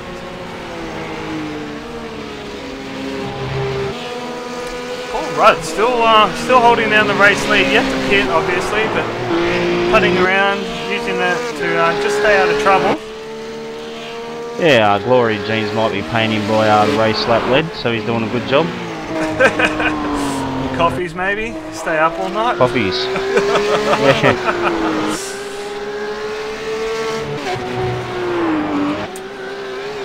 Oh, he nearly gets the wall. Painfully hits that Fujitsu wall as well. So Nathan Grout, he's currently our man on the bubble. Sitting in 12th place. He'll be hoping to maybe see a couple more guys fall off or gain a few positions, just cement his place in the 61 lapper on Monday night. It's Paul Rudd's proof that laps here pays dividends, because I was watching Paul Rudd do some practice earlier in the week and he was struggling to get into 2-minute 10s, and this race he's done a 2-minute 5, so more and more laps you do, the quicker you go. There's proof there. Track time is king. It really does make a big difference. We see it all the time in the VA Supercar, especially in the forums. New guys get in and they just struggle and they don't know what they're doing wrong, and biggest advice anyone can give is just log laps, track time. Learn the car, learn consistency, and just keep doing it. Sometimes it feels like you can be doing your head in, but it pays off in the end. I'll just touch in on Mike Korolev. He's sitting in the 11th spot. We've still yet to pit, so not sure where he's going to fall back out, but he's going to be close to the bubble of that around that 12th spot. Interesting to see if he's going to steal a spot from someone else and then not use it, or if he's just out there having fun and then not counting his position as an actual position. Interrogate him afterwards, but it looks like Jason Brooks and Wayne Jaffa are starting to close up on each other a little bit. 8th and 9th position. Yeah, there's not too many battles out on track at the moment. Jason's still having net dramas. He just had a big moment coming out of turn 1. Really plays on you when you have trouble at your net. It's just you lose that connection to the road for a moment and you can have a big incident. But it looks like Wayne might stick it up the inside. Oh, we got Guy Leach into the wall hard, coming into McPhillamy Park, and Craig Spark inherits the corrected order lead of this race. As Ian Ford goes through, and so does Aaron Farmer. It's a hard place to get back turned around. And there is big damage to that Repsol rough. We'll go find a replay of that and see exactly what happened. Unfortunate for guys, this is just proof again that this track gets quite so easily. We've seen every race tonight, we've seen something happen to the leader. Just got on the curb, got a little bit too much thing, and they just put him into the wall, and yeah, that's very unfortunate. So that might rule guy out if he's already used his quick toe.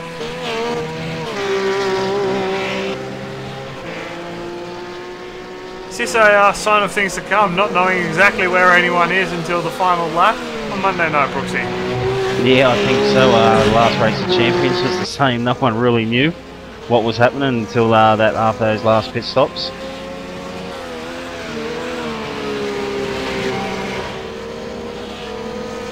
It's all about being in striking distance with those few last remaining laps.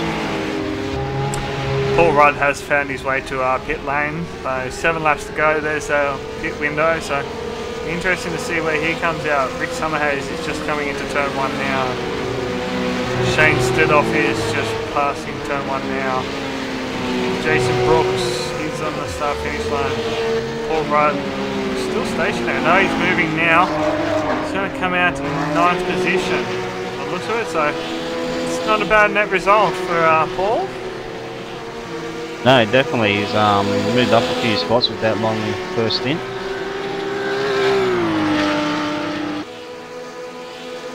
Guy Leach, he stayed out on track. He's in 5th spot. Obviously, he was leading before his big accident. The car's got a huge amount of damage. I don't know. He's still got 6 laps to go, so I'm not sure how he's going to hold up for the remaining 6 laps, but obviously doesn't want to go back into the pits.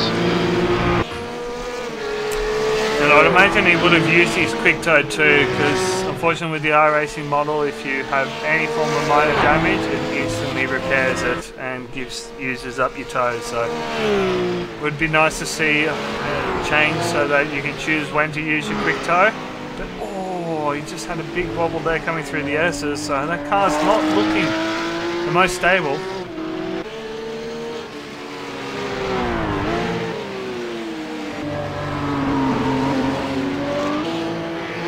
Aaron Farmer hasn't let Ian Ford run away yet, so those guys are battling for the last spot on the podium. Check in with the gains and losses. Biggest mover, Ian Ford and Aaron Farmer, obviously moving up 1 more spot each once the all corrected themselves, and Paul Rudd is putting his corrected side.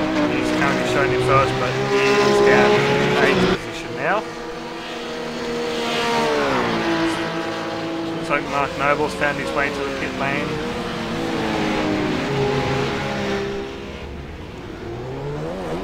Yeah, so out of that, the biggest move is Aaron Farmer up 10 positions, and he made all them in the first 2 laps. So sometimes a bit of aggression can pay off as long as you keep it on track. It looks like we got Shane Stidhoff and Wayne Jaffa in pit lane as well. So that'll wrap up the pit stops. Rick Summerhays, I'm still showing him as not having pitted yet. So maybe he's going to his fuel tank. He's doing a good job. Oh, that's... Whew. Did he keep that out of the wall? No, I think he's got damage to his car. That's crabbing. Oh, that's unfortunate for Rick. He was doing such a solid effort. Yeah, he got all 4 wheels off the ground, off the outside ripple strip. Yeah, that thing's got a massive crabbing going now. It's... I dare say you'll see him in the pits this lap. Yeah. Oh. Yeah, he's just struggling to stay on track. It's very difficult to keep a car on track which is struggling with damage, but with 6 laps to go, Craig Spark, he's doing everything right at this point. And we've got a change for 2nd position. Ian Ford's dropped back to 3rd. Aaron Farmer's gone up into 2nd after Ian Ford had a spin. See if we can find a replay of that. I missed that on my...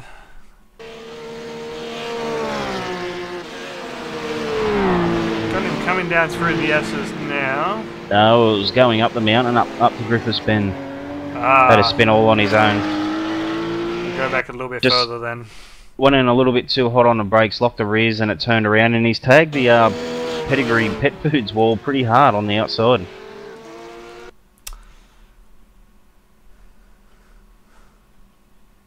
Oh, here we go, got the replay. Yeah.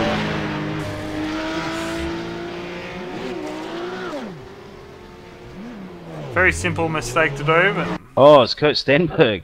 He's around. Oh, he's hard into the wall. He's backed it into the wall up the top. Just coming in towards McPhillamy Park. Where we saw Simon Black go off in the early race. yeah, got him now. Oh, It's huge damage to Kurt Stenberg's race, and he's already used his fast toe. yeah, he almost rolled it again too. So I'm not sure if he's going to be able to continue on these last only five five or laps. so laps. Yeah. Rick Summerhays has found his way to pit lane, so it'll be interesting to see if he's got his quick toe. Looks like he does. 8.2 second stop back underway, so he'll have a new car and off and going. He finds himself in 9th place with Shane Stidoff not far behind him, so that's a battle we should keep a close eye on. Mike finds himself in pit lane for a second pit stop, so wonder what happened there. And what that's done, that's dropped him down to 12 spots, so he's right on the bubble of qualifying for Monday night now. Nathan Groudon was 12th, but he's made his way past the heads up Mountain Straight. The saving grace for Mike Korolev is Kurt Stenberg. He's just coming out of the chase now, so he's got quite a lot of leading. Of course, Stenberg's got huge damage on that car now. And Stenberg continues on, so Yeah, I don't think he can go into the pits or drop him too far down. He just lap now and hope some guys in front trip over themselves. yeah. He slows down back to was that Craig Spark pass? Yes, it was. So 4 laps to go. We got Craig Spark over Aaron Farmer. Aaron Farmer's the biggest mover by far. Up 11 positions. Great drive.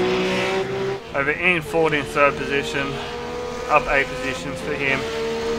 Guy Leach in 4th with damage to his car. So it's a bit of a... I have to make mention of Michael Schreier. He's up 9 spots to be inside the top 10. one of our quiet achievers again. So hasn't really been involved in many battles, but been consistent and smooth and keeping it out of trouble. So really pays off, and he's got Paul Rudd just in front of him. He's found his way up to 5th place after that late pit stop. So great drive by Paul.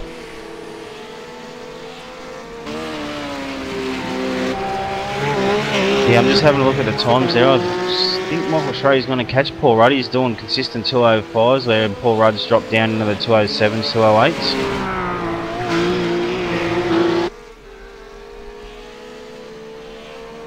We'll keep an eye on that with Michael Schreier only a couple of seconds behind Paul Rudd.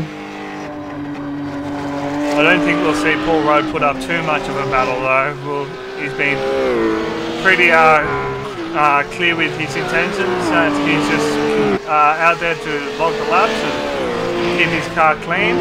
I think he's the only car out there that actually doesn't look like it's touched the wall at all. So.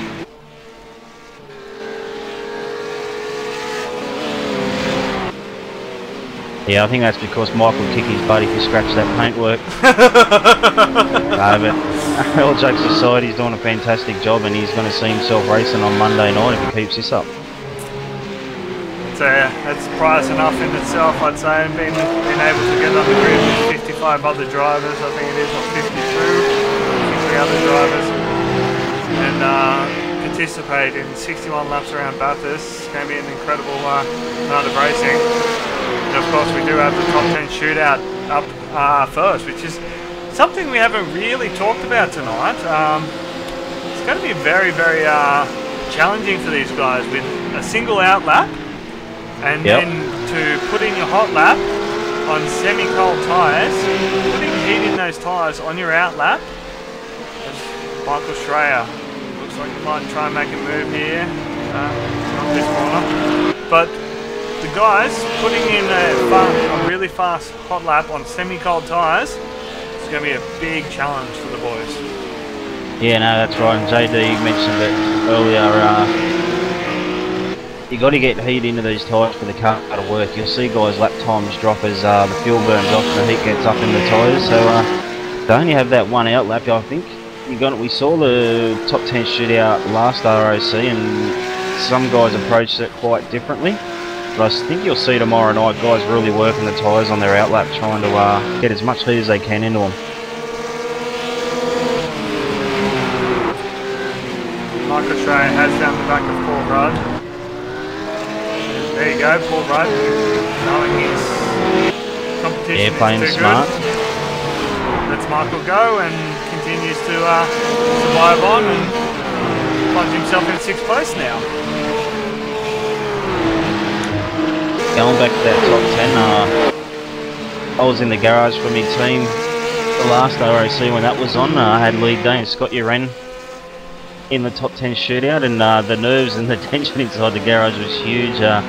You could feel it through the broadcast, and I suspect Monday night's not going to be any different. So make sure you tune in and watch it on Monday night, guys. It's real here's edge of the seat sort of stuff. It's definitely one of the most exciting sets of broadcast TV, broadcast racing I've ever done. Just sitting there watching the first car sitting in pit lane waiting to be released by race control was just like, we were feeling it in the commentary box and in the broadcast studio ourselves, and we'd never done anything like it, so we're super excited again to have another top 10 shootout, and I can't wait to see what it produces. Rick Summerhage with that ultra damaged car now has Mike Karloff for company. Hey, this is for 11 from 12 on the track. Mike will be able to see that damage on Rick's car. He'll be licking his lips. Rick was... there's only 2 laps to go. He is in 11th place. If he lets Mike go, which it looks like he's going to do, Rick will still be in 12th. He will have 69 seconds over Mark Noble in 13th. If he can just keep it clean and on track for these last 2 laps, he'll be in for Monday night. Yeah, and of course you got to feel for Mark Noble. Started second on the grid. Got hit at the start, went right to the very back, and has just gone from bad to worse to him. Wayne Jaffa got the penalty, obviously, for the contact. Wayne Jaffa now finds himself in 8th spot, so you really got to feel for Mark Noble.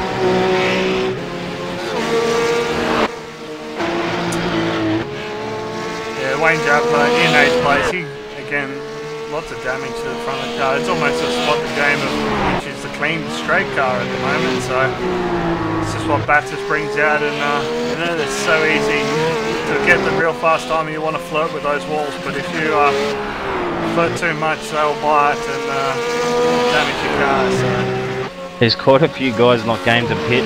Jason Brooks's car, he's having internet issues, and it's got every single panel on that's got dents and scratches on it, so just not game to pit. I think this will be, you'll see a lot of cars like this on Monday night. The biggest thing will be the mechanical black flags. You can only do 2 laps with the mechanical black flag before you get disqualified. So Craig Sparks starts the final lap, heading up Mountain Straight for the final mountain climb. Solid effort by Craig. He had a good race in the early race. He had a 2:15 last lap. I think he's made a big mistake somewhere. He missed that, sorry. Yeah, he's 10 seconds slower that last lap around, but his lead was substantial. He's still got a 15-second lead over Aaron Farmer. Oh, big wiggle coming into the cutting. Such a hard braking area to get right.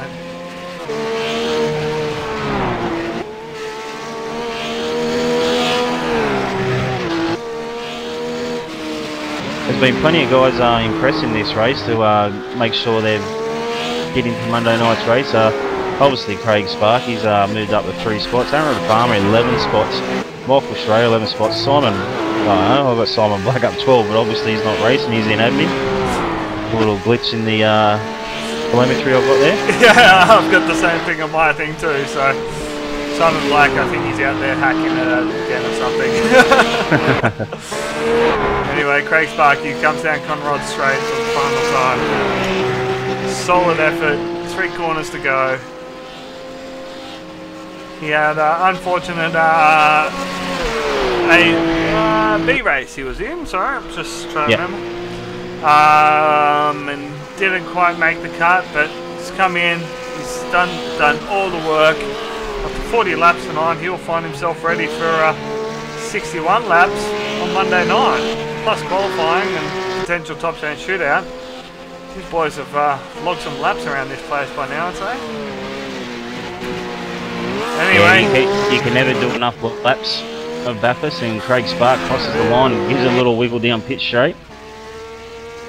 Great win by Craig Spark. Aaron Farmer comes to the final corner now.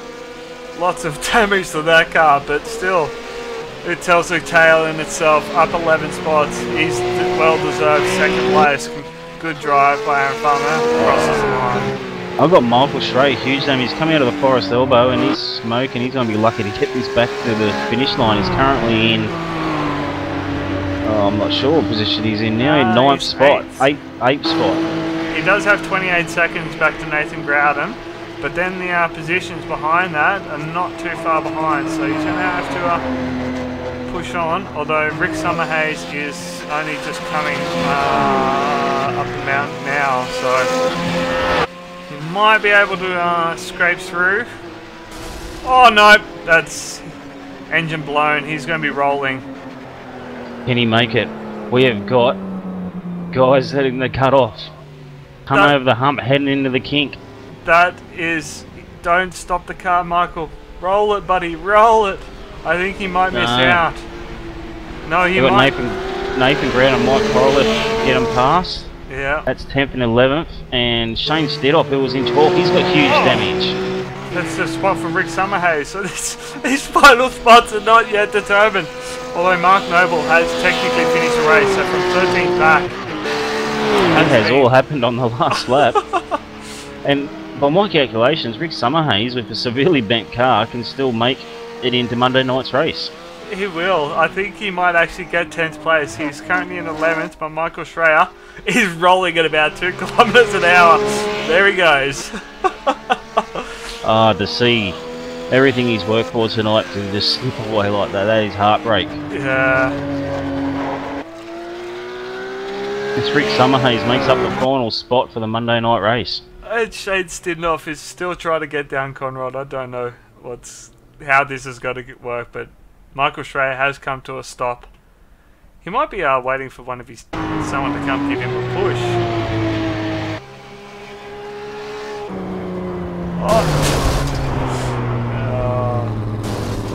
Can't even classify the results yet. This is I think it's one of the most bizarre race finishes we've seen. It's all happened on the last lap. Shane Stedoff, he was leading Mike Korolev and Nathan Groudon starting that last lap. He's got huge damage. Oglestrade is sitting there hoping someone may push him across the line.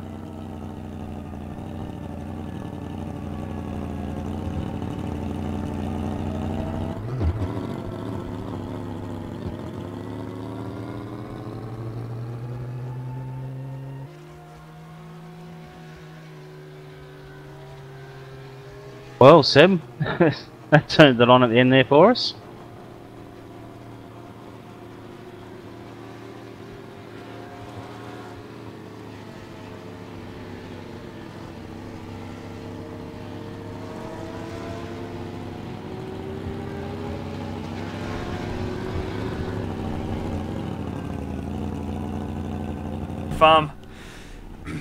Sorry, I don't know how long I've had my mic unmuted for. Sorry, Brooksy. No, you're right, mate. Got the I'm race just watching results Shane Stedoff. He's just crossed the line now. He's made it. Anyway, I got the race results up. So Craig Spark, after a fantastic drive, gets himself a position in the Race of Champions 7 on Monday night. Aaron Farmer in second. Ian Ford in third. Guy Leach in fourth. And something's happened with my overlays. I'll get the race results back up. I'll go with that. I'll continue on if you, mate. I've got Paul Rudd in 5th, Jason Brooks in 6th, Wayne Jaffa 7th, 8th was Nathan Groudon, 9th Mike Korolev, Rick Summerhays 10th, Michael Schreier 11th, Shane Stedoff in 12th. Those two are a lap down. Another lap down was Mark Noble. Kurt Stenberg 4 laps down. 10 laps down was Sean Slater. 14 laps down was Henry King. 18 laps down Brett Selby Woods. Have to give a big shout out to Sean Slater. He's been a long time fan of ours online, tunes into every Monday night race. Good to see you out on track, Sean. unlucky to not make the cut for Monday night, but I guarantee you'll be in the chat enjoying the broadcast. So enjoy yourself and enjoy your long weekend, and thanks for all your support. Well, Yeah. Oh, God, I can't believe that race flew up there on the last lap. I had no idea what was going on. There was cars that were meant to be finished and that was just stuck, and yeah. was, well. yeah, a bit of a strange end to an incredible night of racing. Been some incredible performances, unlucky stories, and everything else. So it's really good to see such an incredible thing. So we will have a grid set of 52 cars for Monday night, 61 laps around Bathurst, and looks like we've got Simon Black joining us again. How are you, Simon? I'm good, gentlemen. And yourselves? Did you have fun? The last lap threw up a few curveballs, but yeah, it was a good race. It was an interesting one. Really enjoyed it, actually. There's been some incredible racing, some incredible results, and some unlucky stories, and really a testament to the series we've got going this weekend. I'm glad there was some great racing, and I think we've ended up with a group of guys that'll be pretty good for the 61 lapper on Monday night. And we've definitely got some names in there that we're not accustomed to seeing in our race broadcast, so very exciting to see some other guys out there, because I mean there is a huge club in the Australian-New Zealand area that race every week and put in the effort and that as the top split guys, but never get to make the broadcast race. So it's always good to be able to show those guys' talents off as well sometimes. Yeah, most definitely. I was going to ask Simon, OSR, got any plans for anything like reverse top 10s or anything like that for Monday night? Well, yeah, so you're giving me ideas now. No, I hadn't thought of something like that. I think Monday night we'll probably stick with the straight up format. We'll have open qualifying and then a top 10 shootout and then go racing. Yeah, we were just talking about the top 10 shootout and what it put on for us last Race of Champions and what it means for these drivers with the new tyre model and the cold tyres and how slick they are and lacking grip compared to hot tyres and that. So it's going to be very exciting. We can't wait, and it's going to be an incredible night of racing. Yeah, hopefully it'll be a ripper. Anyway, big thank you again, Simon, for everything you've done behind the scenes to get this Race of Champions on air for us and hosted, and all the sessions and everyone in and supporting the McGrath Foundation, obviously. Really, really excited for Monday night. Yeah, not a problem, and thank you to yourself and Brooksy and JD and everyone at V8 Online for everything you do for the podcast. Sorry we're a bit slow between sessions tonight, but I had to type in everyone's name individually. But we should be a pretty slick procedure on Monday night anyway. Yeah, it's always an interesting thing when you come to these sort of newer style formats. So that's all right. Only 11:15 for me in New South Wales here, so not too bad. It's been scraped it in there. Yeah, it's been a good fun night. Poor JD had to go to bed though. It was about 5-6 a.m. in the morning for him, and he was a bit knackered. So big thanks to him for coming in. Yes, we appreciate his effort. Anyway, we might let you go and get on to prepping for Monday night while we wrap up things here. No worries. Thank you, guys. Thanks, Simon. Thanks, mate. Well, leading on to Monday, so what do we got? We've got open qualifying. I believe at this point everything will be confirmed on Facebook, but we'll be back live again Monday night from 7:30 p.m. Australian Eastern Standard Time. That is 8:30 GMT time for the internationals. We'll be in the same location, v8online.com.au. If you wish to support the McGrath Foundation, head to donate.v8online.com.au. You'll be able to donate whatever you can donate. It all helps go to a very worthy cause. So show your support. Big thank you, Brooksy, for joining me tonight. Oh, no worries, mate. It's been a pleasure. It's been some great racing tonight, actually. Seen some guys, like you said, we don't usually get to see, and they've really stood up. So keen to see what they can do on Monday night. yeah, I'm very excited to see how they go on Monday night. We've got a night off tomorrow, so I think there's going to be a few of us out enjoying our Australia Day celebrations. Hope everyone has a safe and enjoyable Australia Day. If you are celebrating, or if you're not, just enjoy your weekend, and we'll see you on Monday night. It's Sebastian Murray Westberg for V8 Online, presenting the Race of Champions 7 for OSR, supporting the McGrath Foundation, signing off for the night. Thank you everyone for tuning in, and we'll see you next time.